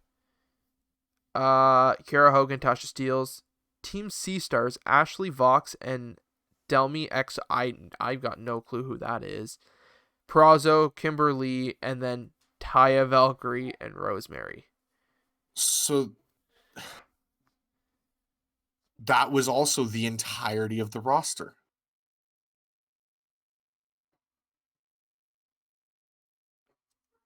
Yeah, at that time, yeah. Like, they shouldn't. Okay, I hate to say this. They shouldn't have introduced the women's tag titles then. They don't have a big enough roster to do it. No, because everybody's going to be entered. We've complained about this before for the WWE and the women's tag titles being Yep, intertwined with the world titles, and they've got a big enough division that they don't have to do that. exactly. They And now it's have backed happening. themselves. Yeah. But now it's happening here, which I think makes it even worse because there is no room for them to go. So it's Unless they just are they are waiting to announce they have signed some women's wrestling promotion into Impact, there's nothing that they if can we do. didn't have COVID and restrictions and that, like, I wouldn't be surprised if they signed a deal with New Japan for Joshi Pro or some shit. But that's not a Right. thing right now. That's not an option right now. Like, they would have to be somebody in America, and I don't think there are all women promotions in America right now. Shimmer. Is Shimmer in America? I Yes. I thought it was a UK division. No, I think Shimmer is in the States. Okay. So, And if Shimmer's not, I believe there's another big one, but I okay. can't tell you the name. So, yeah, if it exists, fine. But you guys have really got to make me care about these Knockouts tag titles and the Knockouts title itself. Yep. Like, so Rebellion, we're getting Jordan Grace and Jazz versus Tasha and Fire and Flava. Fucking whatever. Has to be, right? I guess. Unless we get Rosemary bringing in a new woman Black Taurus-esque. Well, they I could. love Okay. I love how you compared it immediately to Black Taurus and didn't just be like another female into decay. Well, because I was meaning it would have to be along the same sort of gimmick, because she said they have multiple creatures that they can reach or whatever. So Unless Rebellion is legitimately as I talked, I mean I jokingly made it, but it's they've not announced anything after. If it is their last show, like I said, they AEW trademarked some kind of thing about title versus title. all the way like for a bunch of things, maybe. So like a whole show, title versus title. So like it's announced, like we've got enough weeks. I Not gonna lie, I think we've got enough weeks to start building the storylines of Tony Khan wants to buy Impact Wrestling, and this becomes the AEW versus Impact. I know it's four weeks or something, but AEW versus Impact, all the belts are on the line on both sides, and whichever show leaves with more champions, Yeah, and AEW clean sweeps. and Like, AEW clean sweeps it, and then they so Khan buys Impact, but then keeps Impact on Tuesdays, moves Darks to Thursdays. yeah, like, Monday, un- Tuesday, Wednesday, Thursday. He would run. Tony Khan would run the week of professional wrestling. I don't care.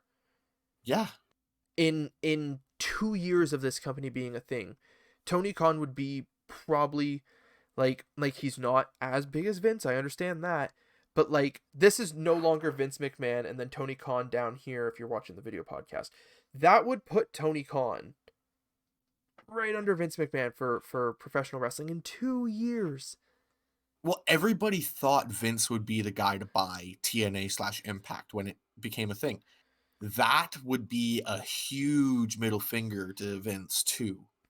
But think about the draw you can make in 4 weeks. Tony Khan turning around on Tuesday, Yeah, showing up at Impact and being like, I'm done playing these games. I'm done loaning you money, to keep your show running. Like, I want this. I mean, would it be Scott D'Amore? I guess so. Yeah, it would have to be. He's the figurehead owner. So Scott D'Amore come out. They go and talk to Anthem execs because we or Access TV or whoever their owner is.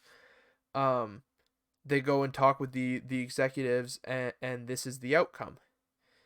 Yeah. That's what they're going to build towards. Don Callis isn't going to have an issue Nope. because the thing is if AEW wins, he sticks with Kenny, and if Impact wins, it means something good for Kenny because he's an executive there. Yeah, exactly. So it gets that executive out of the way, and I think it builds for something really fucking sweet. It gives AEW a bit of a breather before Double or Nothing, and this could build big into Double or Nothing. Yeah, it would, and allow a lot of matches that we wouldn't normally be able to see. One that I can think of that I really want to see: Lance Archer versus Moose. Oh my god, please. Yes.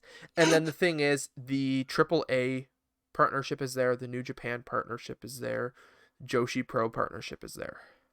Yeah. That literally, and NWA, and NWA. And it would give AEW women's tag titles. And the thing is, I think with them having all the independents on as well, there's probably 5 or 6 that have been on Dark consistently now for months that they could sign. Yeah. And build a fantastic women's division. And the best part is I don't mean to say this to sound awful, but we could transition some of these titles around and almost give the Tuesday Impact slot. It sounds terrible, but where Kenny's going to be the star of Dynamite, he's the world champion. You can almost put Darby there because it's going to be the TNT X division. That's what that match would be, and then maybe move the women's tag titles there, and that could be the center focus is there, and we can shift the tag titles around Elevation, Dark, Impact, Dynamite. It would just it would make AEW a force to be reckoned with, basically, to say the least. It would be the smartest purchase in pro wrestling since Vince McMahon bought WCW. Yeah. It would be probably as influential as Vince McMahon buying WCW. It would cause WWE to react really, really big in some way. You want to see the best pro wrestling to come out of WWE? That would do it. It would. It really would. Because they would get scared and they would reshuffle the entire card, rebook. They would fire the entire writing squad and just be like, "You guys have clearly not been doing well enough. Goodbye." Like, should do it sooner, but when it doesn't matter. Would be the biggest move in professional wrestling in over 20 years. Yes. Yeah. I'm sorry. Would I watch 4 days of All Elite Wrestling? Yes. I'm sad that I missed Elevation, and I'm sad that I don't watch Dark. I love AEW so much lately. I really do. Like, I was sitting here watching these 4 shows, and I was like, "Oh my god, AEW was so good. What is the difference? Why can I not enjoy SmackDown?" Or honestly, why do I constantly sit in NXT and just be like, "I wish I kinda was watching Dynamite," although NXT is still So good. I was actually gonna interrupt you and ask that because as much as I'm liking NXT, I got to admit, if I watch NXT live at 8, I can't wait to be done NXT to watch Dynamite. If I watch Dynamite live at 8 on Wednesdays, or if I'm watching them another night if I missed them, why is it I watch Dynamite first and then I have no interest in watching NXT, even though NXT is the most solid WWE program of the 3 in the week? Yeah, it's because, like, we just have acknowledged the fact that you know what? I don't even have an explanation for it. It's just it is. Can I be honest? If it wasn't for this podcast and the amount of money I've invested in the WWE product, Mhm. I would honestly, like, I mean, that money is a big thing over the years, but I would probably drop WWE out of my routine minus WrestleMania and maybe the Rumble. Yeah. I'd keep up with the what's going on the dirt sheets, and that's about it. Dirt sheets, clips on YouTube or Twitter when you're scrolling through and you're like, oh, neat. And I probably wouldn't watch anything else. I would watch probably Elevation Monday. I'd watch both probably Impact and Dark on Tuesdays, and then I'd watch Dynamite Wednesdays. Yeah. You know, if they were to ever shift it around to do Impact on Tuesdays, if they buy them, and then Dark on Thursdays or something, I'd watch 4 days, and then I'd sit and probably watch the pay-per-views on my days off, and that would be my wrestling consumption because I'd enjoy it so much. Exactly. It'd be Hell, like back when we were kids. I might even swap over to watching, some New Japan and that again. Like actually having time for Exactly. New Japan and get into New Japan again. Like, that would be Well, especially with their fantastic. eventual US show. Yeah. So Tony Khan, do it. Just do it. Um, You remember actually hang on, not to get political, but do you remember when all of the talk show hosts and whatever said do it to Trump when he announced his presidency? Do it. well, you know what? Sure. Because I can't be the only one that remembers that happening, and then look what happened. But like, do it, Yep. Yep. do it. Well, Like, no, look at me, do it. if that is the shove that Tony Khan needs, do it. Anyways, my worst of the night for Impact. Oh yeah, we were only on my worst of the night there. Um, Basically, it's not the women's match specifically. Because like I said, it showcased them all. I tried to look on the Yeah, positive of why they were doing it potentially. Um, but it was the fact that the majority of anything that happened in the match was the two spot fests of just going through all 12 women and each one hitting a finish or something. They did it twice in one match. It was not fun to watch. because the heels got the better of the first one, and the faces got the better of the second one. Yeah. Yeah, I guess. Um, but yeah, that was Impact. Moving on. I almost want to cover NXT, SmackDown, and then Dynamite.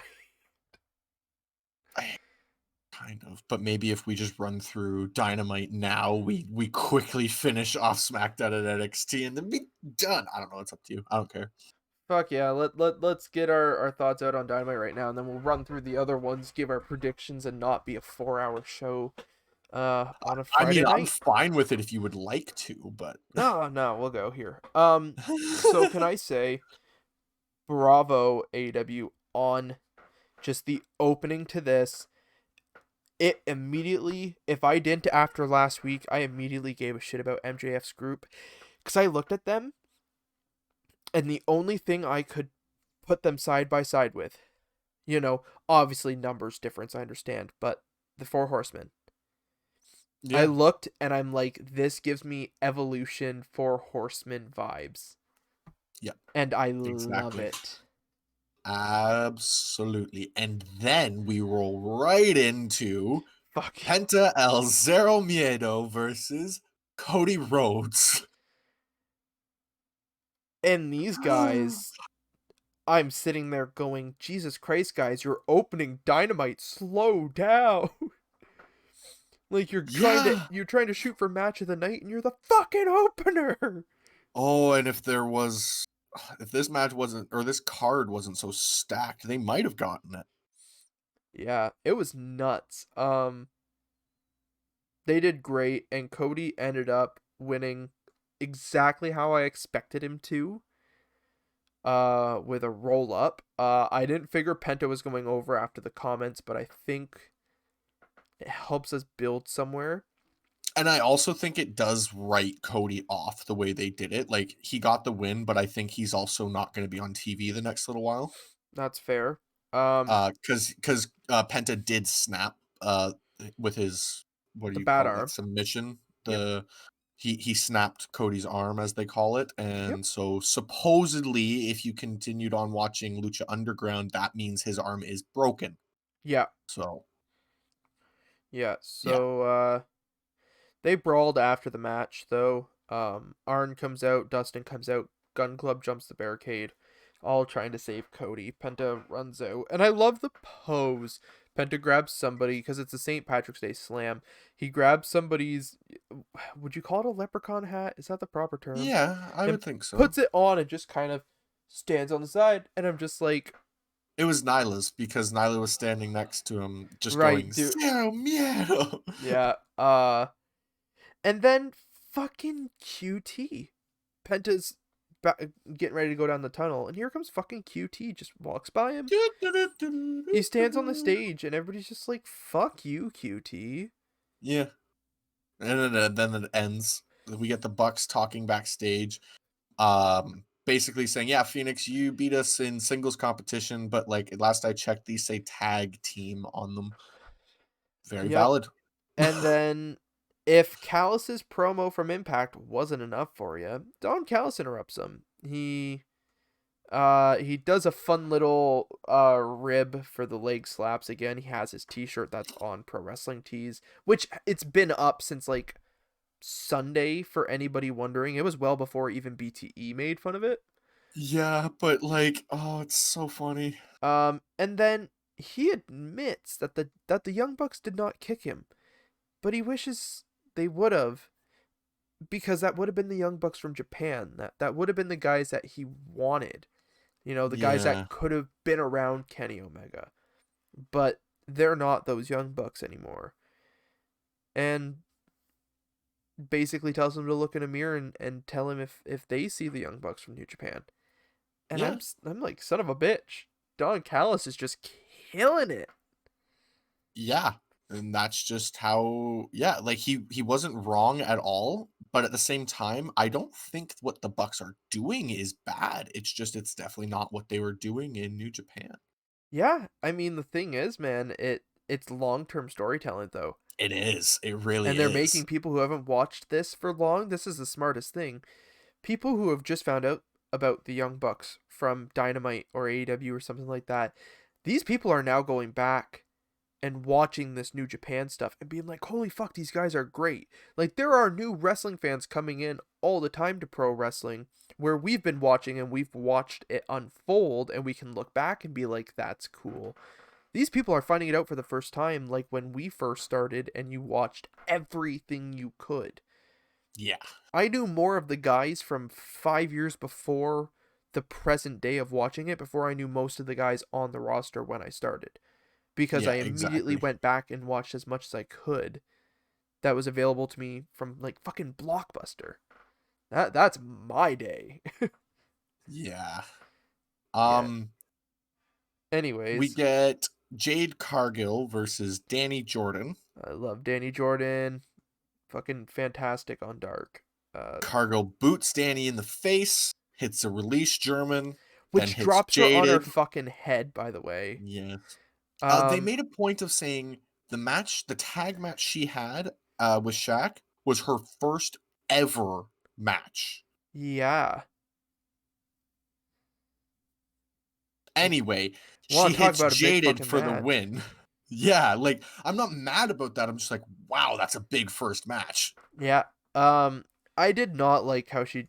I get it, it's the character, but I was getting really tired of here's the move, and now I'm gonna pose, and I'm just gonna stand here and slowly stare, and then I'm gonna hit the next move. And then it was like, okay, this could have Yeah. been like a 30-second like move, finish, look at me, Yep. and it was like, I'm not a fan of her gear. her gear is. I don't know what it is about it. It's It's like mirrors, isn't it? Like yeah, it's not intriguing to me. I look at him like, I don't understand what I'm looking at, but okay. Anyway, she picks up the win, and then gets in the face of Red Velvet. Then we move on. Yeah, they kind of get half-ass broken up. Velvet kind of swings at Jade. Jade dodges it, and they break him up. Yeah. MJF, Tully Blanchard, FTR, Sean Spears, and Wardlow come down to the ring. Fuck. Don't worry, that mouthful of names I just said gets a little easier here. Tully taught everybody how to cut a promo. Yep. So This. Tully's. Sorry, I'll let you go ahead. Well, I was gonna say, did you can talk about some of it, but we mentioned Dynamite. This promo from start of them walking out onto the stage to the segment being done is worth a watch, straight up. It really is. It Um. really is. Anyways, you can go through it though.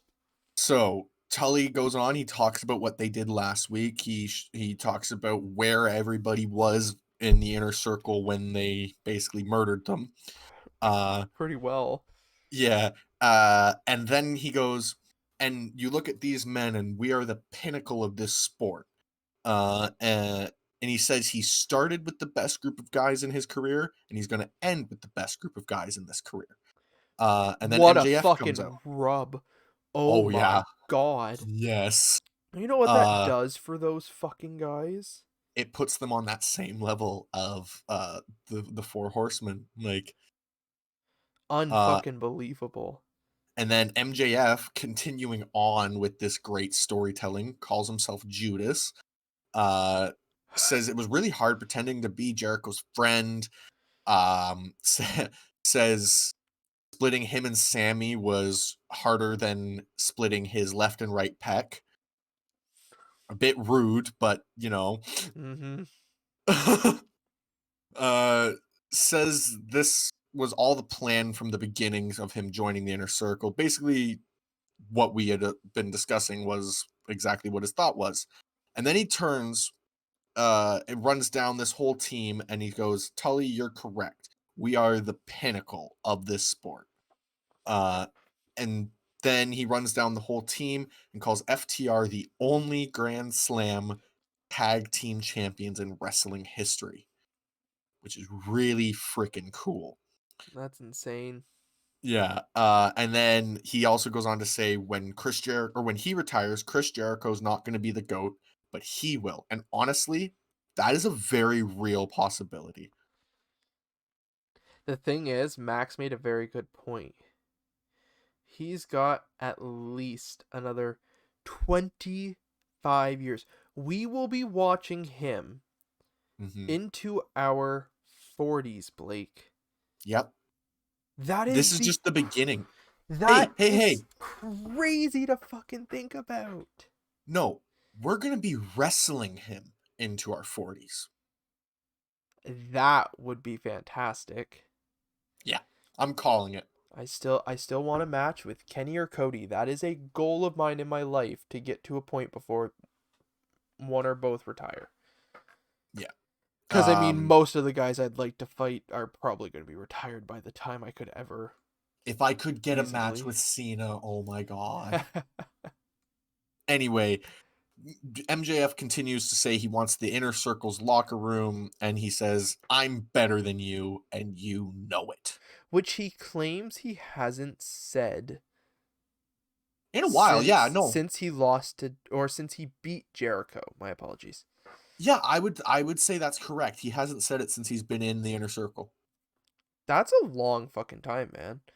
Yeah, Like that's I the mean thing. his They've built his this a long they built this longer than I thought they had. yeah his entrance music says it at the start, and so we would always hear it when he was coming out by himself. Yeah, but he wouldn't say it in promos. Yeah, exactly. Um, we get up next Matt Hardy, Private Party, and the Butcher and the Blade with the Bunny at ringside against Jurassic Express and Bear Country.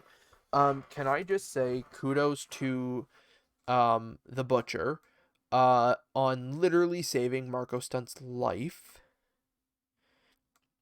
If you didn't notice, at one point during the match, Bear Country grabbed Marco and launched him to the outside on top of, Everyone. everybody. But Marco kind of decided to go head first towards the ground, and the Butcher literally. You say decided. I don't know there was a lot of option in what he was doing. He decided he wanted to go that way. I think he was thrown and gravity just kind of did its thing. What, Marco's top heavy? Yeah, sure, why not? Look at the hair. I guess. As somebody with big hair, I can tell you. Same. But kudos to Butcher for saving his fucking life, though. Yes. He like single-handedly caught Marco and then like sold it, and I was like, you know what? I don't care. Yeah. The win happens when obviously Private Party takes out Marco Stunt, and Matt Hardy's like, "Hey, let me get the win. Let me get the win." And he comes in, Twist of Fate's Marco, Yep. and it's the win. Jurassic Express and Bear Country argue. So this is going to be the feud going forward for them. That'll be really good because those are two big guys versus Luchasaurus, and I'm just really excited for that. Did Bear Obviously, Country sign? I think so. Did they? Okay. I think so. And then we get John Moxley and Eddie Kingston talking backstage about how they're going to have to go to war again with the Good Brothers, the real problem in this industry. I want a podcast from John Moxley and Eddie Kingston That'd of be just good. them shooting the shit every episode, because Yeah. it would be the greatest thing to ever listen to. Yeah. They fucking refer to Gallows as Forky from Toy Story. They mock the Too Sweet. Saw it somewhere a few years ago on TNT. I don't know where. Yeah, like I'm like fuckers are great. I loved it. And then they flip the switch and they're like, but this isn't Tokyo or Impact. This is our house. Like, it went from jokey to, oh shit, they're gonna murder you. Yeah. Like, Yeah. and then they ask they go jokey again. They're like, so are we allowed to say Bullet Club? Like, Is that is that something? illegal? Yeah. Fuck. Love them to bits. Great promo. We finally hear from Christian Cage.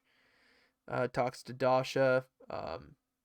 And he starts leading into this term. He goes, there's this term in the wrestling business. And I don't know about you, I immediately knew what he was about to say.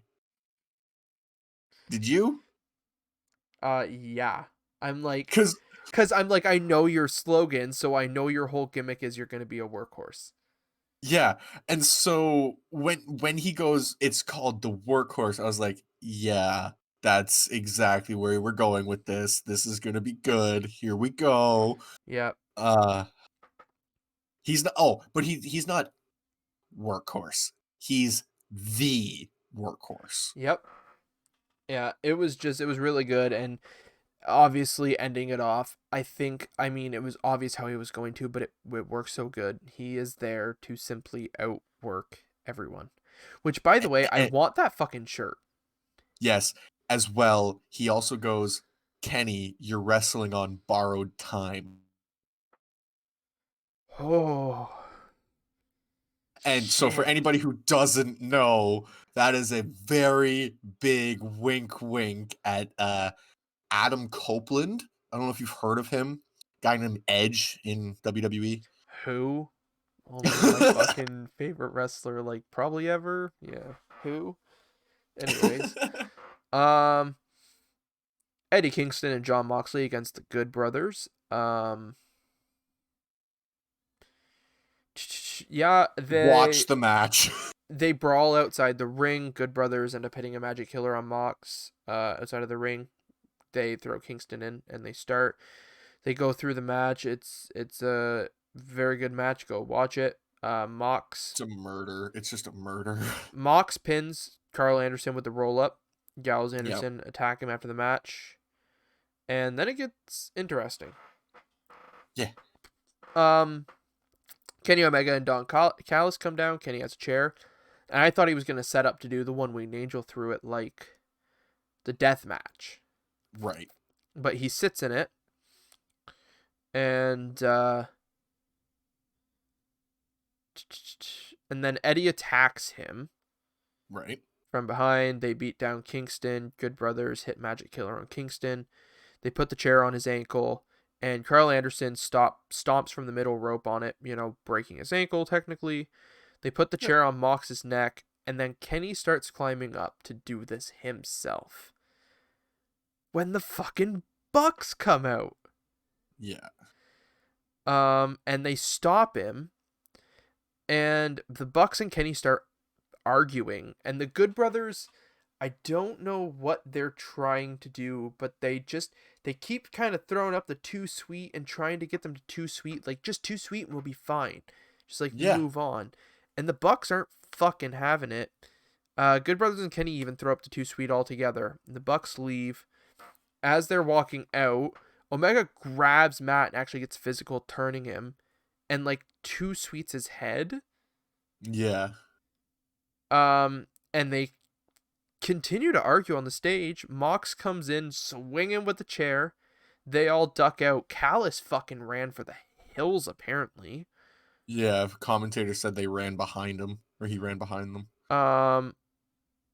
And it ends with Mox and the Bucks kind of looking at each other like, okay. Yep. Is this really what we're setting up for? Probably. Sting! Yep.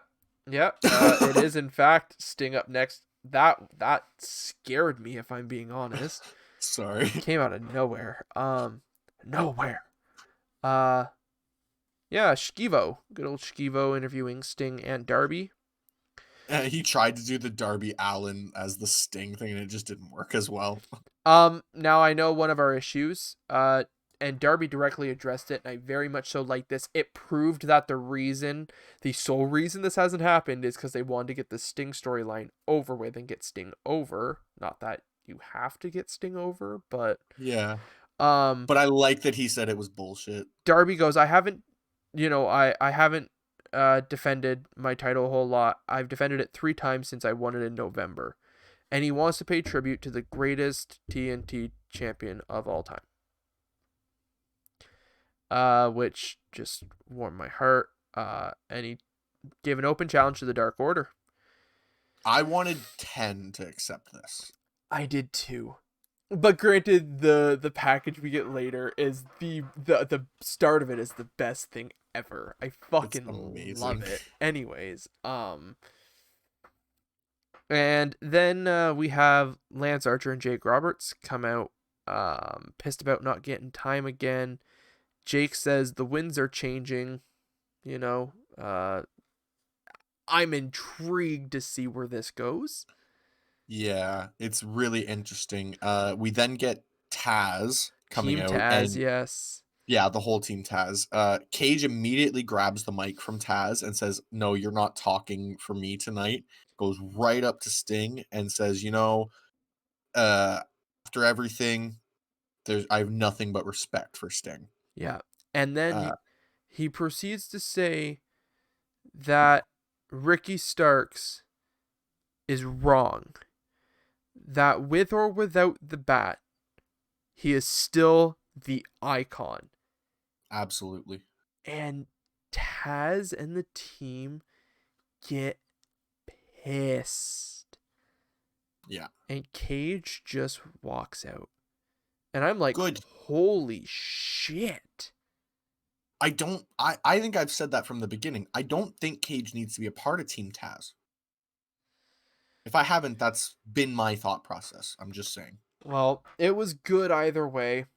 It's been really good. I've enjoyed what's been going on with the Sting and Cage and all that stuff, but I just thought that I liked Cage by himself. That's fair.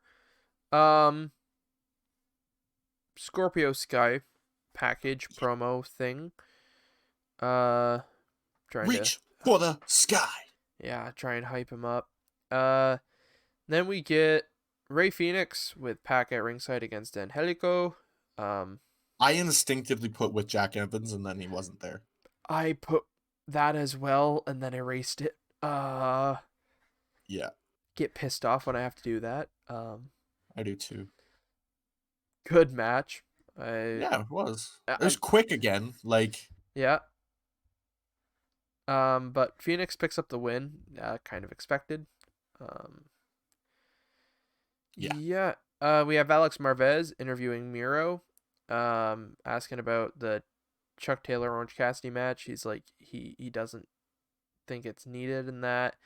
Then Kip comes in and says that he isn't over the feud and reminds Miro about what he did in the match, shoving, I think it was Cassidy into Penelope. Yeah, I think so. And Kip accepts it for them. Yeah, after they had argued about not being a tag team anymore, pretty much, and Miro was like, we'll be friends backstage, and pretty much said nothing about being friends and tag team partners anymore. Yeah. So this is definitely implying, or not even implying, this is definitely telling us Kip and Miro are not going to be a tag team for much longer. Yep, pretty well. We have Marvez with the Dark Order, and the Miro one did say it was earlier today. Yeah. But I love how they did that though, irregardless. Fucking Marvez twice. And -1 jumps up to the front and he goes, it's like, I'm gonna challenge, Yeah, it was really good. And I don't know who it is, but they look at him and they're like, how about in what, they said 10 years or something? Yeah, about or 10 years. 8 years or some shit like that. Yeah. And it seems like Evil Uno is kind of the caretaker for -1. So Evil Uno is the second to Brody, and so it's gonna be the same sort of thing as to Brody Jr. Well, He's gonna be the second. You think about it, the numbers, it's Uno. Exactly. I mean, exactly. Stu is Dose. I mean, he was player Dose in Super Smash. Like it always worked out that way. It did, but it's just you want to talk about kind of cute. You want to talk about long-term storytelling. Yeah, exactly. It's kind of cute to see the fact that Brody Jr. has moved into the exact same position. Yeah, as Brody. He is the leader of the Dark Order, and so where Uno was under Brody, he's still technically under Brody 1, but it's that almost that jokey scenario of, but he's the adult. So now he's got to raise the leader. It just, I don't know. I love it. And I can't wait to be watching AEW 10 years from now. And, potentially still seeing some form of this. I want to see this until the day Brody Lee Jr. comes down with that red TNT title, pointing at whoever the TNT champion is and says, I want that one. And I've got to have at least Uno and Grayson or something, in some way, shape, or form 10 years from now. Oh, the whole Dark Order right behind him. The entirety of the Dark Order right behind him. Be great. It'd be great. And people could be like, oh, that's so shit, whatever. No. I do not care. I want it. I would give anything to see that, yeah. But okay. Silver Silver says he's the one that who will challenge The Meat Man. Meat Man. We get a short promo piece, or backstage piece, my apologies, of the Pinnacle taking over the Inner Circle locker room, taking their name tag off and putting theirs up. Yeah. And displaying their new logo, which actually looks really cool. Oh, it's so good. Yeah.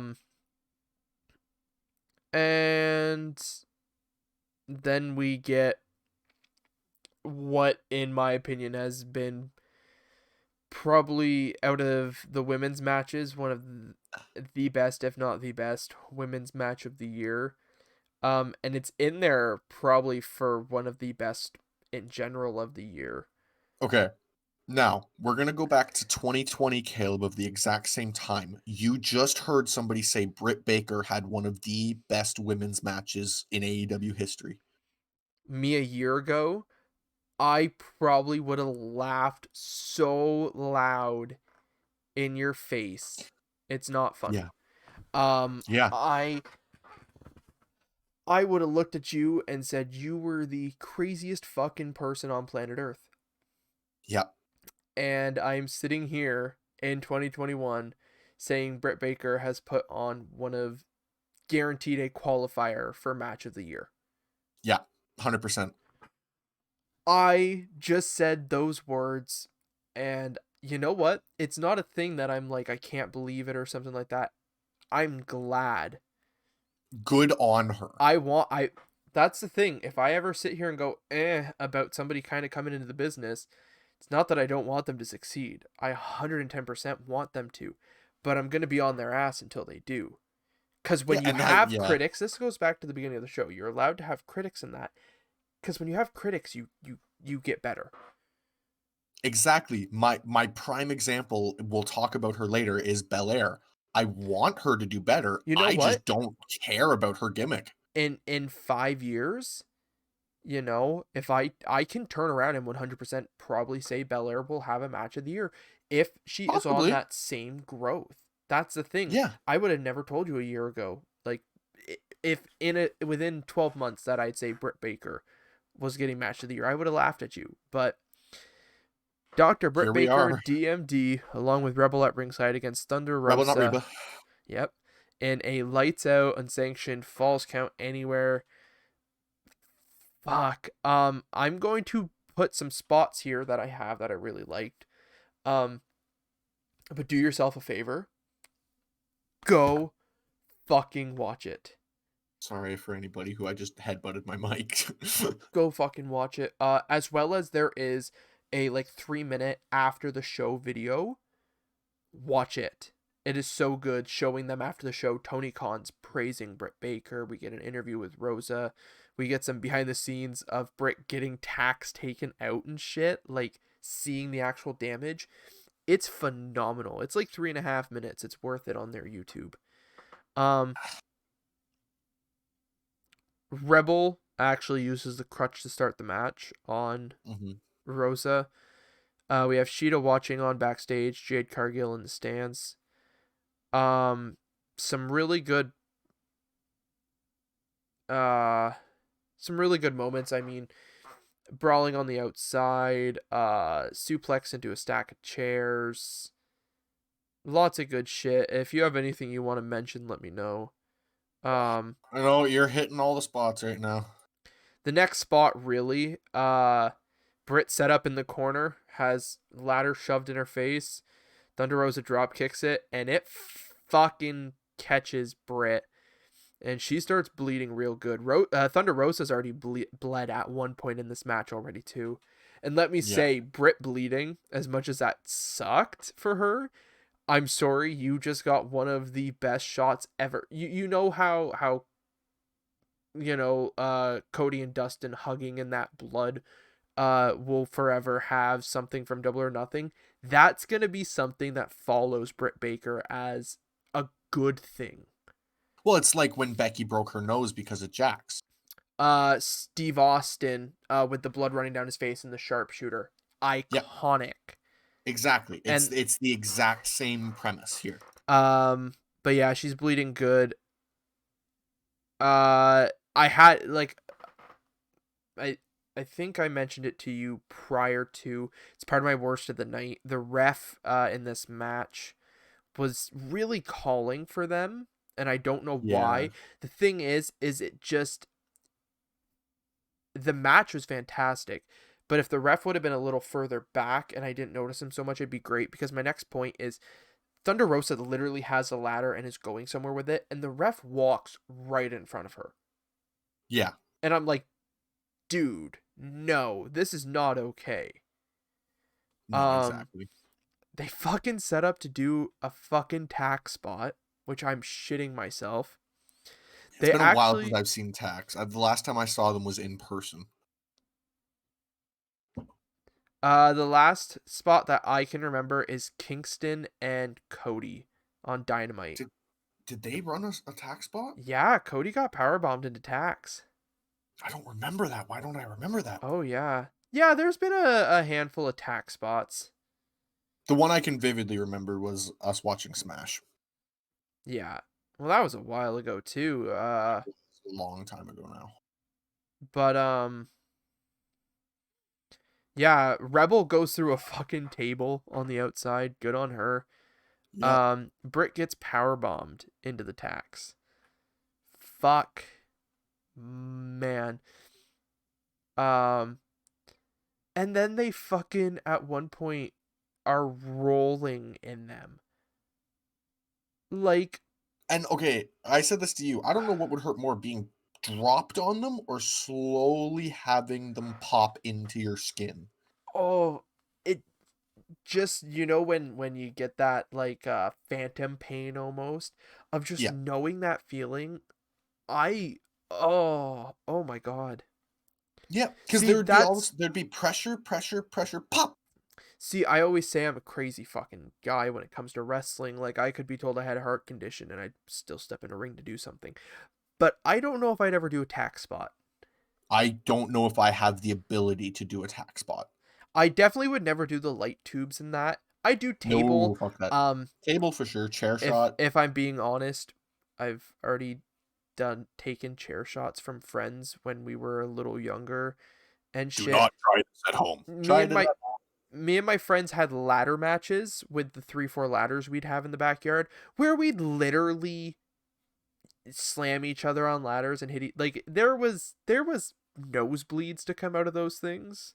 Well, I mean, that's only the best of fun. So, but like I don't think I could do tax. The finish. Oh, the finish. Rosa hits the Fire Thunder driver onto the table outside. Like fucking off the apron through a table to the outside. Fucking amazing. Rosa picks up the win, and like I said, it's up there for match of the year contenders easily. Yeah. Just moving on, do you want to move into the rankings quickly, and then because this is just, it makes this show so much better, this match. Like, Mm-hmm. Yeah, what did you rate Dynamite out of 5? I give it a 4, but I also kind of want to give it like almost a 4.5. So like, I don't know, like that 4.25 You're, because of the match. you're gonna give Like, it a 4.25? yeah, it's just like, I'm even changing mine as because we're talking about it. And I'm like, I just love this match so much. It's making me want to change my rating about it. I gave Like, it a 4.25. yeah, I thought it was a fantastic Dynamite, and it was so good. Our Twitter polls were 100% votes for it being a great show. because it was. The match of the night is definitely lights out unsanctioned match. There's no other way. Sorry, Penta, Cody, you did a good job, as well as quite a few other of you on the card, Yeah. but nobody was taking that. No, that there is no way you can compete with that. The only thing that can compete with it is not a match, and that's what gets the segment of the night for me. And What I give it to the Pinnacle being formed. Like, I give it to the Pinnacle, as well as I gave it to the moment of Kenny and the Bucks, because that's a yeah, that's huge fair. moment in that story. Yeah, But the Pinnacle, like I said, I looked and I went, the worst part is I'm looking at what the Four Horsemen was to the generation before us. Yeah. This will be our Four Horsemen like stable. That's Yeah. going to lead the future of professional wrestling. I'm like, we just witnessed history. Yeah. It's very true. It's insane. Um, um, Performers of the night, do we and have to I say like performers this time yeah, because you're not getting away with giving it to one over the other. no. It It's Britt and Thunder or Rosa, whatever Thunder you want to call her. Rosa and Britt Baker. Holy fuck. Yeah. Like I you can't look at those two and be like, "No, you didn't have the best showing of the night." You did.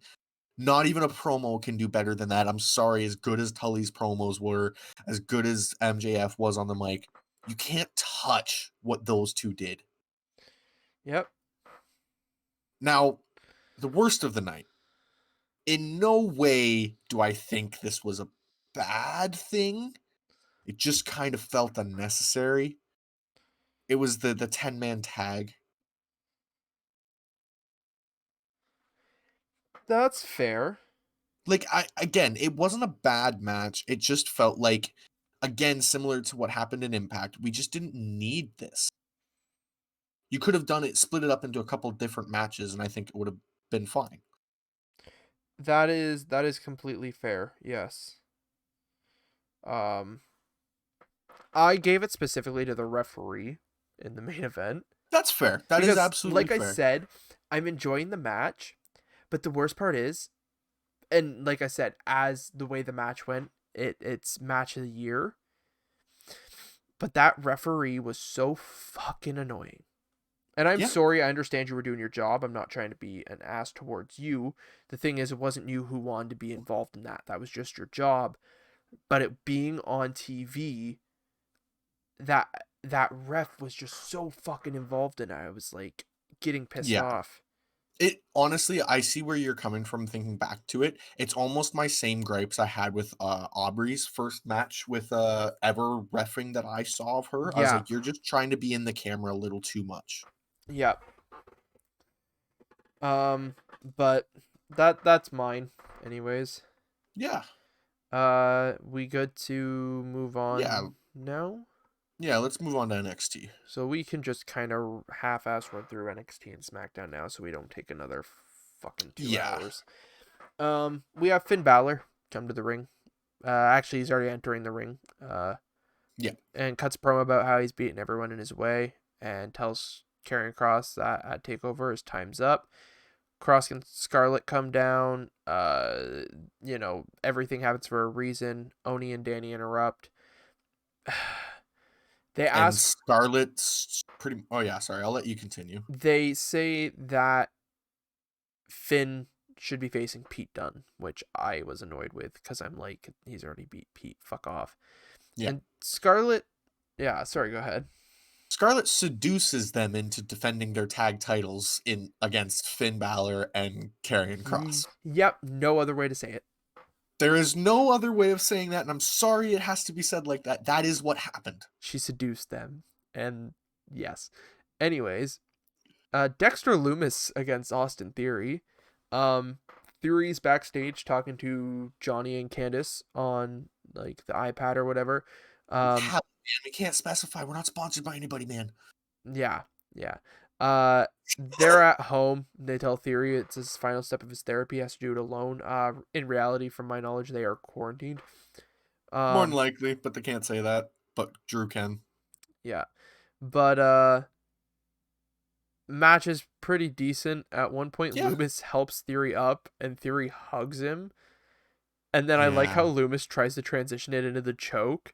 Theory kind of escapes and then is put basically right back into Code of Silence and Yeah. passes out. Is it called Code of Silence or is it just called Silence? I think they said Code of Silence. I've only heard them say Silence the last few times he's locked it in.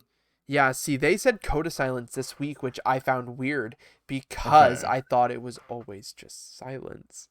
Yeah. I don't Anyway. know. They send back to talk to Regal. But Ciampa's comes in and he's like, "Hey, Imperium." Yeah. Pretty much all he says. It was fine. Cole's coming to the ring. Yeah. Calls And out Kyle. Regal comes out and says, Kyle's not here. yeah, he got injured further last week, and he's banned from the Capitol Wrestling Center due to risk of future injury. But his Kyle, phone feed is not. yeah, he's on his phone from his vehicle, and he threatens Cole. He's Yeah. basically like, I know where you get your video games, I know where you live, I know this and that. I'm gonna fucking kill you. Uh, Pretty much, yeah. And and Adam's like, nah, I'm going to do it first. yeah. Cole gets in Regal's face, and he's like, Kyle can't hurt me if I find him first. And I'm like, okay, Like, it's somebody's like, going to die. yeah, it's like, I'm going to murder you. And it's like, not if I murder you first. Um, we we have Ember Moon and Shotzi talking about winning their titles. Robert Stone brand, so Robert Stone, Aaliyah, and Jessica Maya come in, and they're like, "Yeah, we're challenging you next week, cool."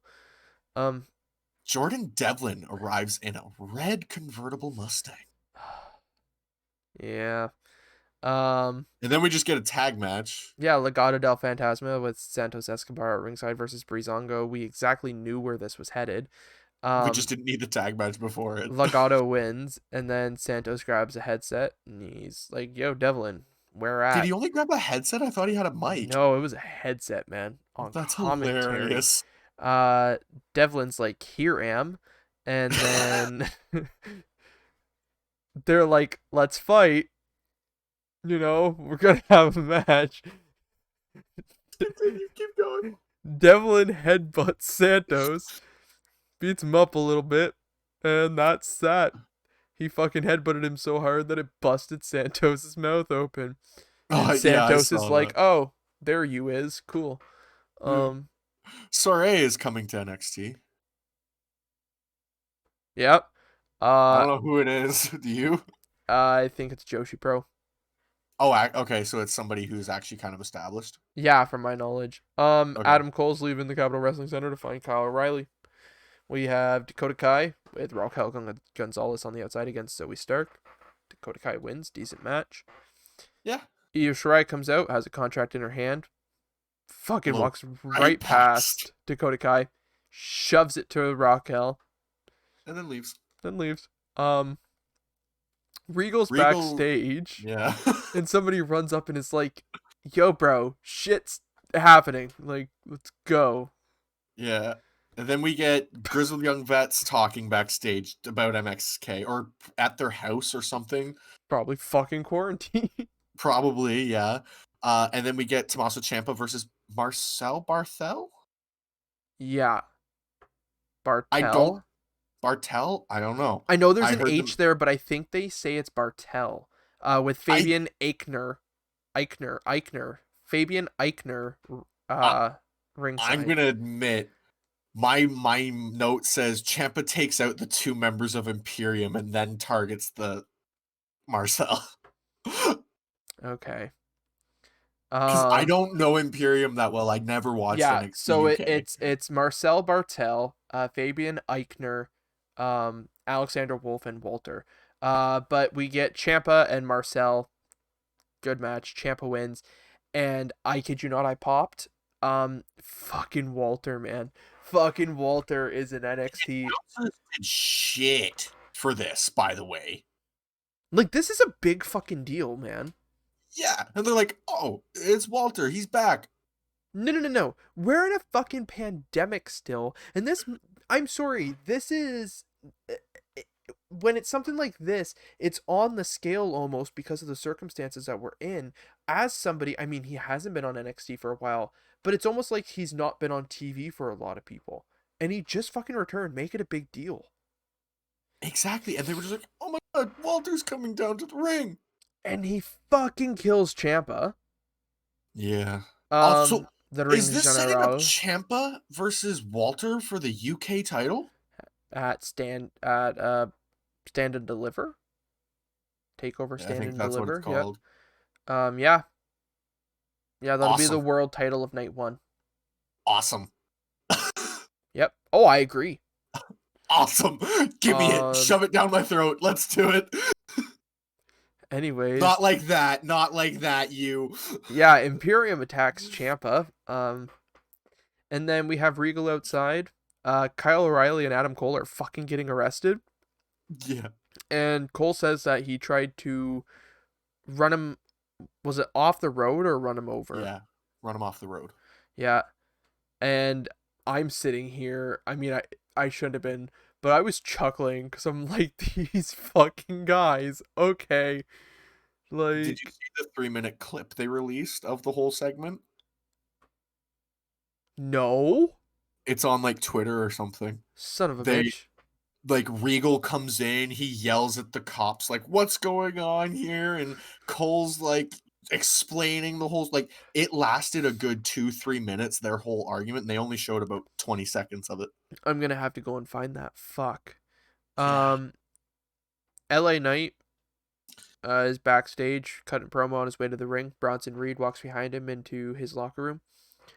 We get LA Knight and August Gray from 205.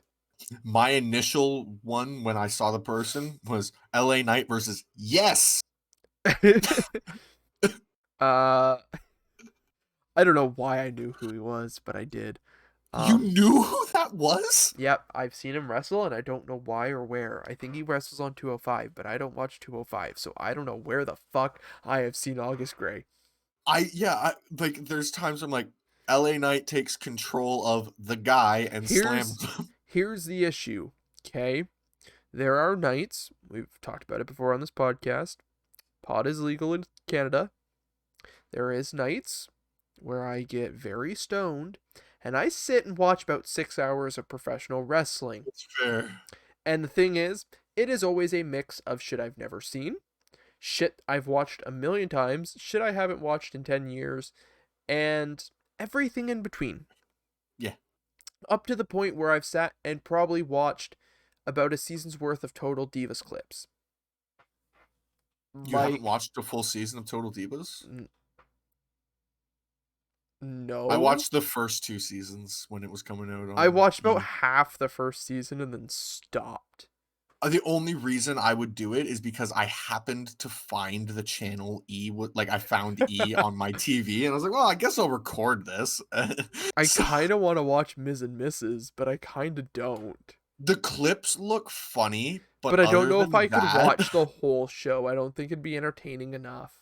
Yeah, exactly. I think the last episode of Total Divas I watched was Eva Marie breaking Natalia's nose.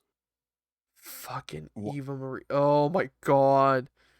She's making her return, supposedly. So, LA Knight and August Gray going at it. Fuck my life. Bronson Reed appears on the stage, and he has LA Knight's blue jacket, although I'm like 100% certain it's not the one he was wearing. No, he puts it on, rips it apart. LA Knight wins. That's it. Yeah. Raquel Gonzalez interview backstage. Kai comes in. She's like, "We're a team next week." Yeah, and Raquel's like, "But I have a title match here," and she's just like, "No." Okay. Regal says he has a solution for the problem of Cole and O'Reilly next week. Yeah, we have a Xylee and Boa vignette. Yeah, I didn't understand it, so I was just like, There was one line of English in it, I think. So, and I forget. And I hate to say it like that, but I can't get behind something if I don't understand it. There needed to have been subtitles, because I'm pretty sure it was not English all the way through. There was one line for sure, but that's about it. 100%. But like, yeah, I'm not even trying to be annoying or racist or whatever. I just would like context. Yeah. We have Finn Balor and Karrion Kross with Scarlett at ringside against Oney Lorcan and Danny Burch for the tag titles. Were you as annoyed as I was about the tag team champions not getting an entrance? Yes. Okay. 100%. At one point, Balor running shotgun drop kicks Oney into Scarlett. Kross starts slamming Balor against the glass, throws him in the ring. Lorcan pins the NXT champion Finn Balor. And then Kross comes in, kills Lorcan, kills Balor, chokes Balor out, And the next part's neat. Scarlett kind of helps Finn up, and Cross takes him out again. Um, Yeah. it makes Scarlett an interesting player in this whole story. Yeah. It Um, does. like us even saying the seducing thing, it's something we haven't seen in a long time, and it does work for her. Yeah, and the way she's doing it reminds me of oh, I can't remember the name. But Mil Muertes had a valet with him, and she was fantastic. Did this gimmick almost identically to what Scarlett is running. And it when it they do it right and they use their seduction in a sense like they did here, it's fine as long as it's not cheap and I'm doing this because I am a hot chick.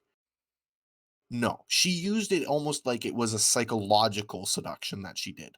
Like, Mm-hmm. wasn't about her looks. It was almost like she literally went in their head and was like, "You're gonna do this." Yeah, yeah, it was good.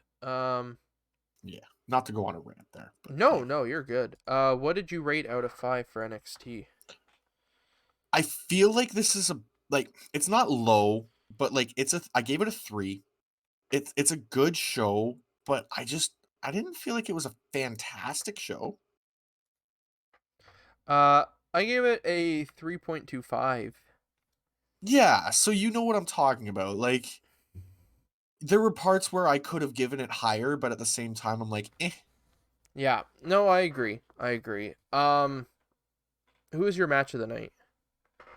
Loomis in Theory, actually. Same, same. Because it really held with ongoing storyline. It was a It good did. match. I liked the little, bit in it where Theory hugged him and Loomis was just like, Yeah. no. It was good continuation of story without having the principal story members Yeah, involved. it was a good way of covering up a bunch of people missing the show. Yeah. Um, segment of the night. The opening segment as well as Adam Cole and Kyle O'Reilly being arrested. So I have the Cole O'Reilly stuff, including like the promo and that, but also Walter's return. That was huge, man. And I Yeah, mean, but the announcers played it off so poorly. yeah. See, I just fucking ignored them when they were doing anything, and I was hyped myself. Oh, So, I was so hyped. um, performer of the night. Finn Balor, Karrion Kross, Adam Cole, Kyle O'Reilly, Dexter Loomis, Austin Theory. Same list with the addition of Scarlett myself. Fair. Fair. Um, worst of the night. LA Knight, just for how short the match was, because I really would love to have seen him just go on a 15-minute barn burner of a match and just show what he can do. I just would have loved to have seen him have a proper match. My worst of the night. Well, I don't care if it was for one thing. Okay. I understand we were in a tough predicament with people being quarantined from the looks of it. Finn Balor, the NXT champion, being involved in the tag title picture. No, Yep, no, that's I'm fair. tired of this in the one division. I don't want to see this in the other. And No, that's and fair. to go along with it, I can only assume MSK wasn't on the show due to the fact of that as well. But they're setting up for Grizzled Young Vets versus MSK. No. Yeah. MSK have a fucking tag title shot. We are not getting some interim feud. I want this tag title shot to happen. Well, I almost think MSK was supposed to win it and then feud with Grizzled Young Vets. Yeah, well, okay, MSK needs those belts, though. They still have that title shot, unless they had them get physical last week without Wesley being fully cleared, which I That don't must be what see. happened. But But from what a did medical, Wesley do? I Right? What still did don't. he do? I think Nash Carter hit the dive. Wesley literally just slammed Gibson's hand. I'd still be surprised if they let somebody do that. It's fair. It'd be I mean, surprising, they're but it could very happen. tight on that shit, right? Yeah. So Yeah, exactly. But yeah, no, saying the world champion in the tag match is very fair. I just didn't think of it at the time. yeah. Now on to this show, which we can definitely not stick on. Show opens and it's literally Sasha Banks and Bianca Belair arguing in the grill position about up next in that. And speaking of up next, we get Sasha Banks versus Nia Jax with Shayna Baszler. This is in fact for the title, right? Yeah, and hang on. Are you saying we're getting a match the first 10 minutes of SmackDown? Yep. Wow. Yep. Unfucking believable, right? Yeah. Um, Um, we're like yes, this is for the title. Yes. we're like nowhere in this match. Here comes Bianca. Shayna and Yeah. Bianca tussle around, roll into the ring. Shayna kicks Nia. They try and play it off the rest of the night as half-ass accident, half-ass not. I don't know if it's just because of the way it was set up, but Shayna, as a trained fighter, could have realized that wasn't the target well before she hit Nia. Anyways, Sasha wins off of one fucking kick to the chest. They claim it was a knockout blow. It was to her chest, but yeah. Anyways, Yeah. So that's why when I just have big move, that's why, because I didn't see what the move was and it was just a kick. it was a kick to the chest Neat. that knocked Nia out. Edge talks about his match against Jey Uso next, and he wants to give Bryan a fair shake in his match, so that's why he wants to win. Yep. Um, We have Seth Rollins coming to the ring, but when we come back from commercial, we have Nia Jax and Shayna Baszler arguing backstage, and Shayna's like, "I'm gonna fight Bianca." oh joy. We get Seth Rollins promo. He's talking about Cesaro. Okay, did I fall down a well, or is this just the exact same promo he did 2 weeks ago? Blake, what are you doing down there? um, yeah. And then Shinsuke comes out. He's like, "Shut up." They fight for a second. Rollins is like, "Nah." Then Rollins is like, "You know what? Fuck you." And then Nakamura Kinshasas him. And that's the Yeah. segment. And then we get reminded Bischoff's in the Hall of Fame. Neat. And then we get the Street Profits versus Rey and Dominic Mysterio. Tag champs are on commentary. I was actually like, okay, because they were like, this has title match implications. I'm like, yes, okay, I'm good with this. And Right. Dominic pins Dawkins. The Mysterios win. Here come Otis and Cable. They say they should get the title match first. Rey and Dominic kind of attack them, drop kick them from behind. Dom dives on them. And when we come back from commercial, we have Rey and Dominic Mysterio versus Gable and Otis. Literally in my brackets, I have, I smell a match after commercial. Profits are on commentary now. Otis pins Yep. Dom. They all kind of stand there, and the tag champs are like, anybody, anytime. So, 4-way match at Mania. Cool. Yeah, no, fuck it. They're going to do it at Fastlane. Go die. Sami Zayn talking to his documentary crew. Kevin Owens comes in and whatnot, and he's like, "You're nuts." And Sami Zayn's like, "Come out for my match, and if you don't see anything, then I drop all this." And Owens is like, "Cool." We have Daniel Bryan come down to the ring. He gets up on the post, starts chanting yes. We go to commercial, and we come back from commercial. He's on the post chanting yes. 4 minutes later. My arms would have been fucking tired. Anyways. He says that Edge will do what he needs to do he says, we know what will happen if Jey wins. We know if Edge wins that he'll do what he has to do to get what he wants, and he seems to want Roman. And because he said Roman, damn it. Yeah, here comes Roman. I've liked that they've been consistent and we've seen Roman all of once, mostly for the last 2 SmackDowns. Yes, I'll give it that. But this promo here basically comes down to Bryan being like, "Yeah, I'll make you tap. Cool." Yeah, and Roman's like, "Lol, no, you won't. I'll die before you do that." Yeah. We get the least anticipated match in SmackDown history, which really annoyed me about this. The biggest video package ever. What the fuck is up with that? They put more of a... Hang on. I got this. Ready?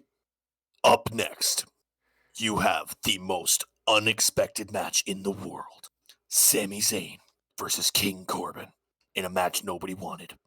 The irritable force against the annoying object, I think is what they said. Yeah, so, like they came up with all these taglines about it. And we have King Corbin and Sami Zayn with Kevin Owens on commentary. Sammy gets caught trying to use the ropes for leverage. He gets caught trying to take a corner pad off, and he loses.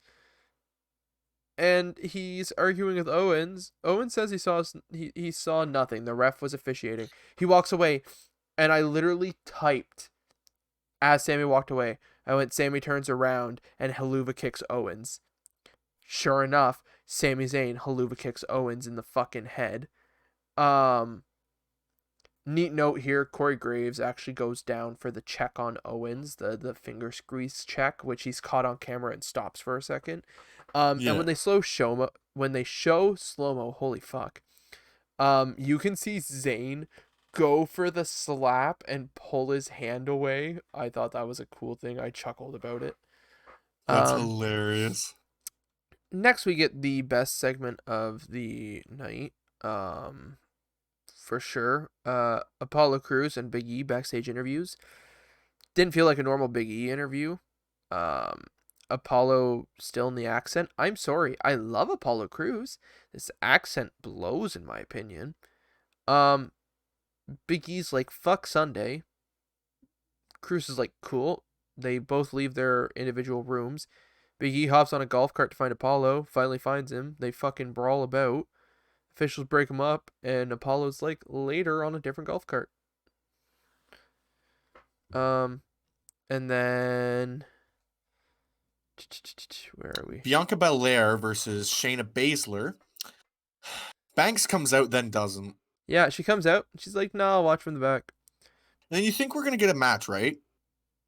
Very little of it. Nia begins to leave, and then Tamina and Natalya come out and kill Belair and Baszler. That's about it. Why? Because why not? On to the main event. Edge versus Jey Uso in a semi-decent match. I mean, it was all right. Edge wins. Yeah. Reigns spears Edge from behind. Yeah. Tells Bryan to come and tap him. Jey Uso attacks him from behind, and Reigns spears Bryan, and we finish the show. Yeah. Rating out of 5. 2. I gave it a 1.75. Yeah. I couldn't even get behind it that much. The match of the night was Edge and Jay. Twitter polls real quick. 20%, yeah. Great show. 20% sitting on the fence. 60% waste of time so far. Yeah. Twitter poll is still available, by the way. Yep. Match of the night is Edge and Jay for me. Yep. Segment of the night. WWE becomes self-aware. The match where they knew nobody wanted to see it. Baron Corbin and Sami Zayn. I loved that. That made me laugh so fucking much. I actually gave it to Zayn attacking Owens because I'm excited that Sami Zayn and Kevin Owens get a match at WrestleMania. That's fine. Because Owens is jumping off the fucking ship. And the other part about it is you're once again talking real life best friends who have always wanted to be at WrestleMania, and they're going to get to fight at one of the most important, the card wise, not one of the most important, but because of what's been happening the past year, one of the most important WrestleManias in history. Yeah. This will go down no matter how the card is as one of the most important WrestleManias in history. This is a WrestleMania you send people back to watch, where you send them back to watch stuff like WrestleMania 1, WrestleMania 30, ones in between for certain reasons. This is one of those ones. That, you're going to look back at. It's the first time in over a year we will have near a full audience. Well, not even near. Only 25,000 a night. But what I'm saying is that's near a Raw or SmackDown. That's audience. Over what a normal Raw or SmackDown would be. Yeah, in a stadium, granted, but it's the first main roster show with fans in over a year. Granted, there is definitely going to be some Thunderdome aspect to this. Or at least the cardboard cutouts. Yeah, something that's going to make it look more full than it actually is, and that's fine. Yep.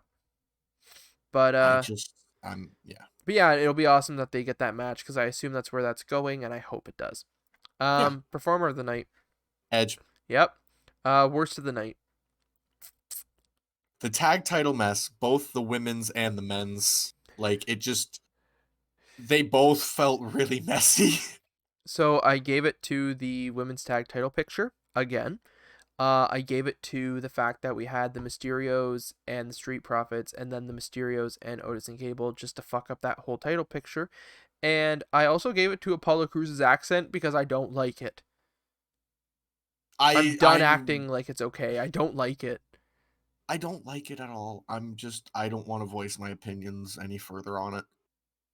The thing is it sounds like he's struggling to figure out how to pronounce certain words too with the accent because that's not a thing for him. And so things just aren't coming off how I need them to. It doesn't feel like I'm not scared of what he's saying. I'm kind of laughing at him. Yeah. Yeah, I agree. But I think that's it for SmackDown. So moving on, Fastlane predictions, and then we get to wrap up here. Yeah. So we were still advertised Braun Strowman and Shane McMahon. As I said my opinion earlier, I don't even think we get a match. I don't think I don't think there's a single bell. I think we'll get a bell, but I don't think we're gonna get a finish. Yeah, I don't even because, like you said, this is gonna be at Mania. This match happens at Mania. Yeah, it's a Nickelodeon slime cage match at WrestleMania. All right, you told me to go die. Can you just jump off the CN Tower or something? I'd like to, yes. Anyways, Shinsuke Nakamura and Seth Rollins as announced on SmackDown, which we didn't know. I was gonna say, you and I just went right over our heads. We missed it. Apparently, it was on the broadcast. We missed it. Yeah. Seth Rollins? It has to be Rollins, right? And then he's gonna Cesaro go feud Cesaro, right? He keeps attacking Shinsuke after, and Cesaro comes for the save. Set up for Mania. Yeah. Big E versus Apollo Crews Intercontinental title match. I hope Big E retains. Myself as well. I don't think he's going to. Me either. Okay. Nia Jax and Shayna Baszler against Sasha Banks and Bianca Belair for the tag titles. I give it to Banks and Belair because Shayna finally turns on Nia. Why does Wikipedia have this as the main event? I don't know. I don't like it. But anyways. Nia Jax. Yeah, no. They have to retain the titles. Right? They have to retain the titles. I don't think they do. I think Banks and Belair take it.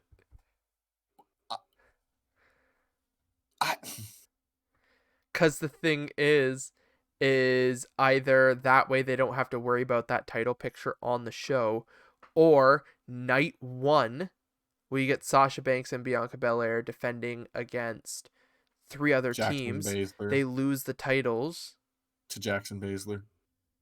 Or even Natalia Tamina or something like that. I wish.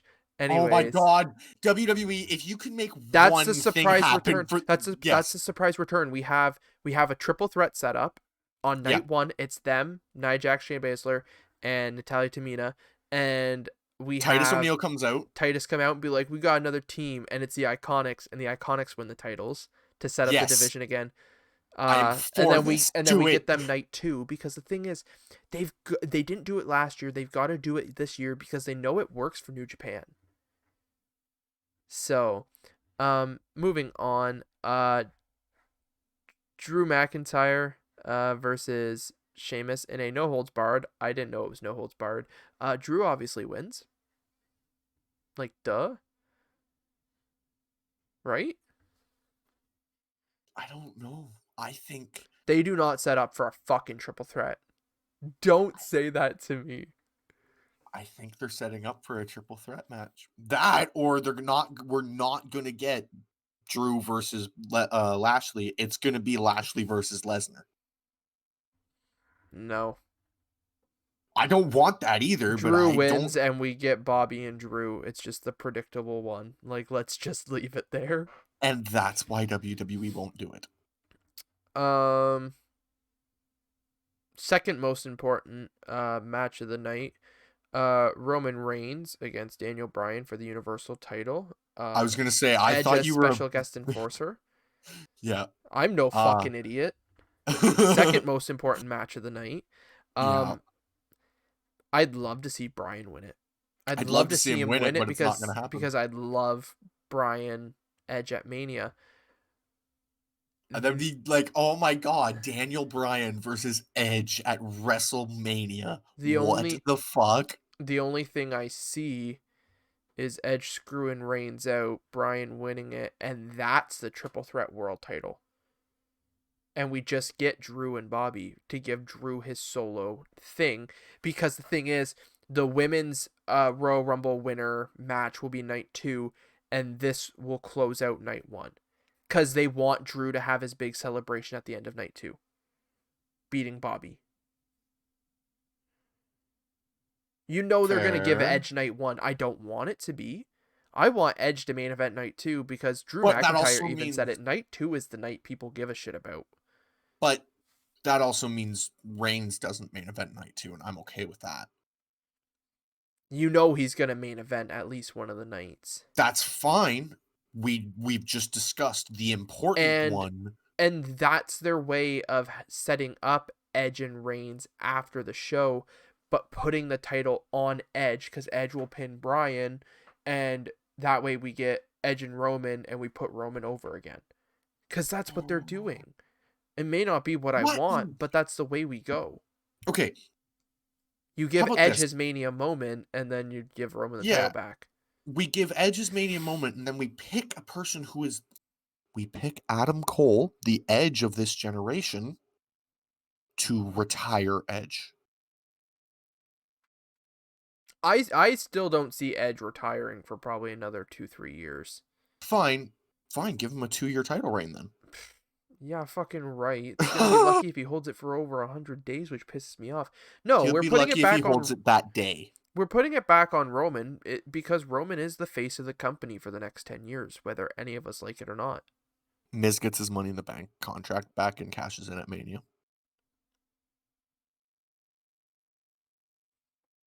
I think I'd rather Reigns world champion.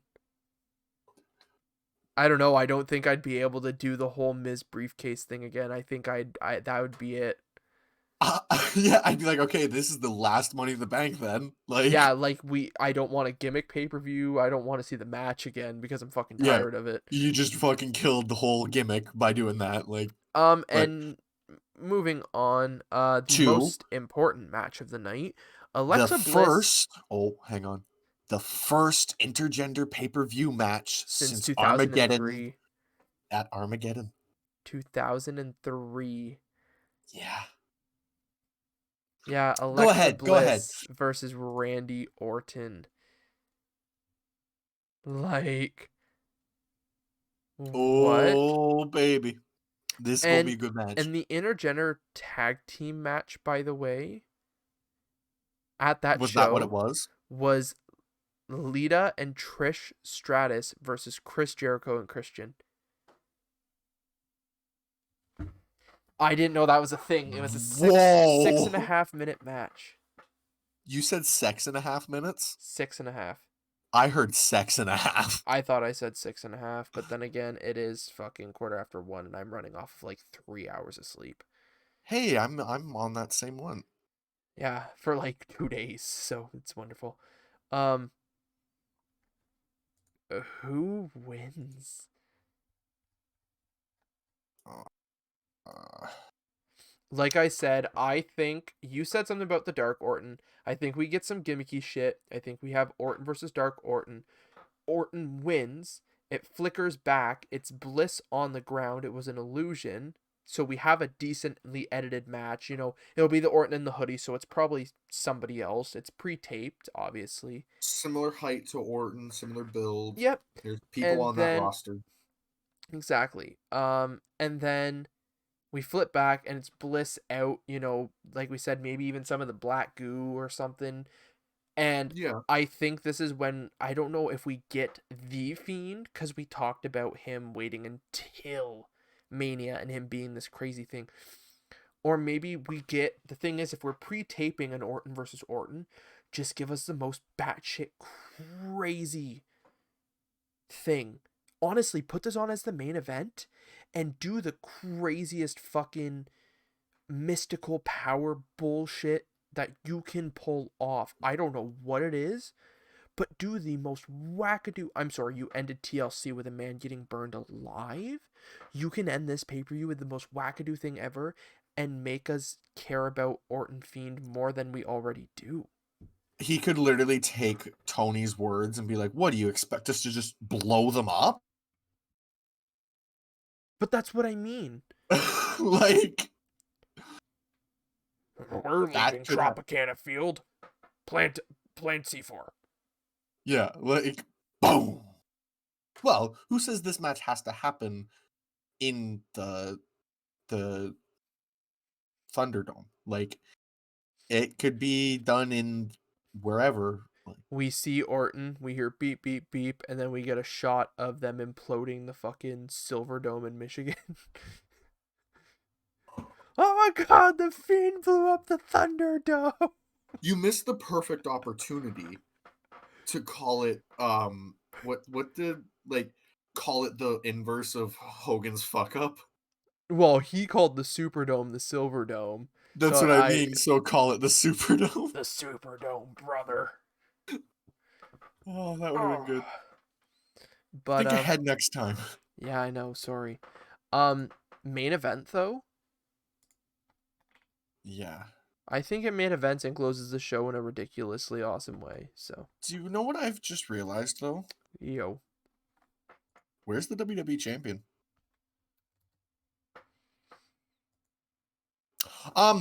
In doing this, a match has been added. No. No. Riddle versus Mustafa Ali just got added Why? for the US title. That just got added into the because it was 7. The last match was Shinsuke Nakamura versus Seth Rollins. It's now 8.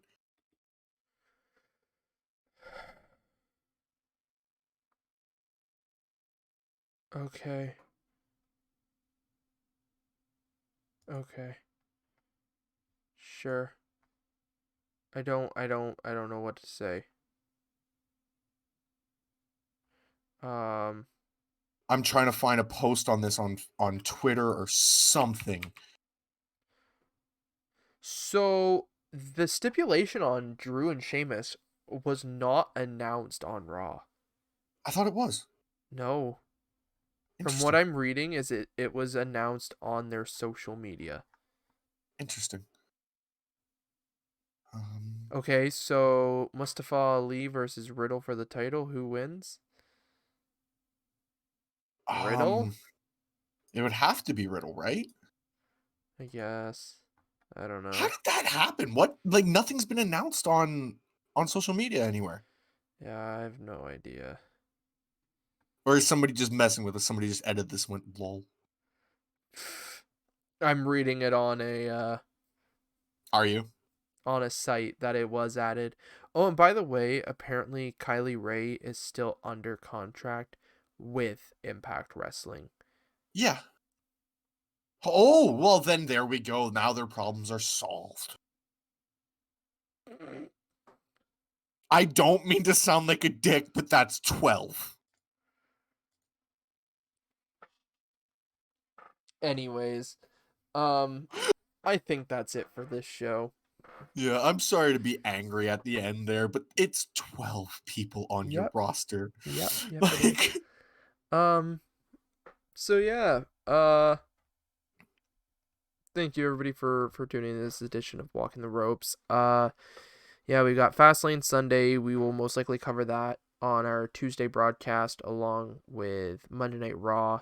And then by that point, or by the next podcast after that, there will be a bit of a schedule shift, most likely, in some way, shape, or form. As I have recently been employed, and shit's gonna get wacky now. Which we're working towards the new schedule for post-Mania anyways. yeah, I think you guys will like that too. Yeah. Just judging by the way you guys view our stuff, you like Yeah. the same we do. Yeah, so changing up the scheduling there. Mania week scheduling, honestly, will come as soon as we can put something together, because I mean we've got to see our work, I mean there is literally so many hours of content that week that Yeah, we've got to have the time for it. And we have to find the time for it. it's gonna be Yeah, interesting. it's gonna. It's honestly gonna suck because we're gonna probably end up not sleeping at all. It's gonna be week. Well, that's the worst part. I work overnights, so you want to talk about no sleep? Till Brooklyn. Yeah, fuck. No, till Tampa, but okay. Uh, Anyways. yeah. But yeah, you got anything else to add, Blake? Just whenever you guys see some news and stuff, give us a tweet about it because we will put it into our news show if we deem it good enough news, I guess you could say. It helps us make our segments better for that and helps you guys see things that you want to see as well. Yeah. And obviously, absolutely, everything Walking the Ropes is found through our link tree. Like I said at the top of the show, all the ways to listen to us, all the podcasting platforms we're available on, Twitch where we air live, YouTube where the VODs are, all of our social medias where we post polls. The SmackDown poll is still active, where we discuss it here. Yeah, our Twitters, we announce when we go live, as well as ways to support us, our Redbubble and our tipping page if you wish to do so. But that is definitely not necessary. But yeah, with all that being said, we should be back for the Tuesday edition to cover Fastlane and Raw. And then we'll go from there. Yeah. So, thank you everybody for listening, and we will see you on the next edition. Yeah, we'll see you.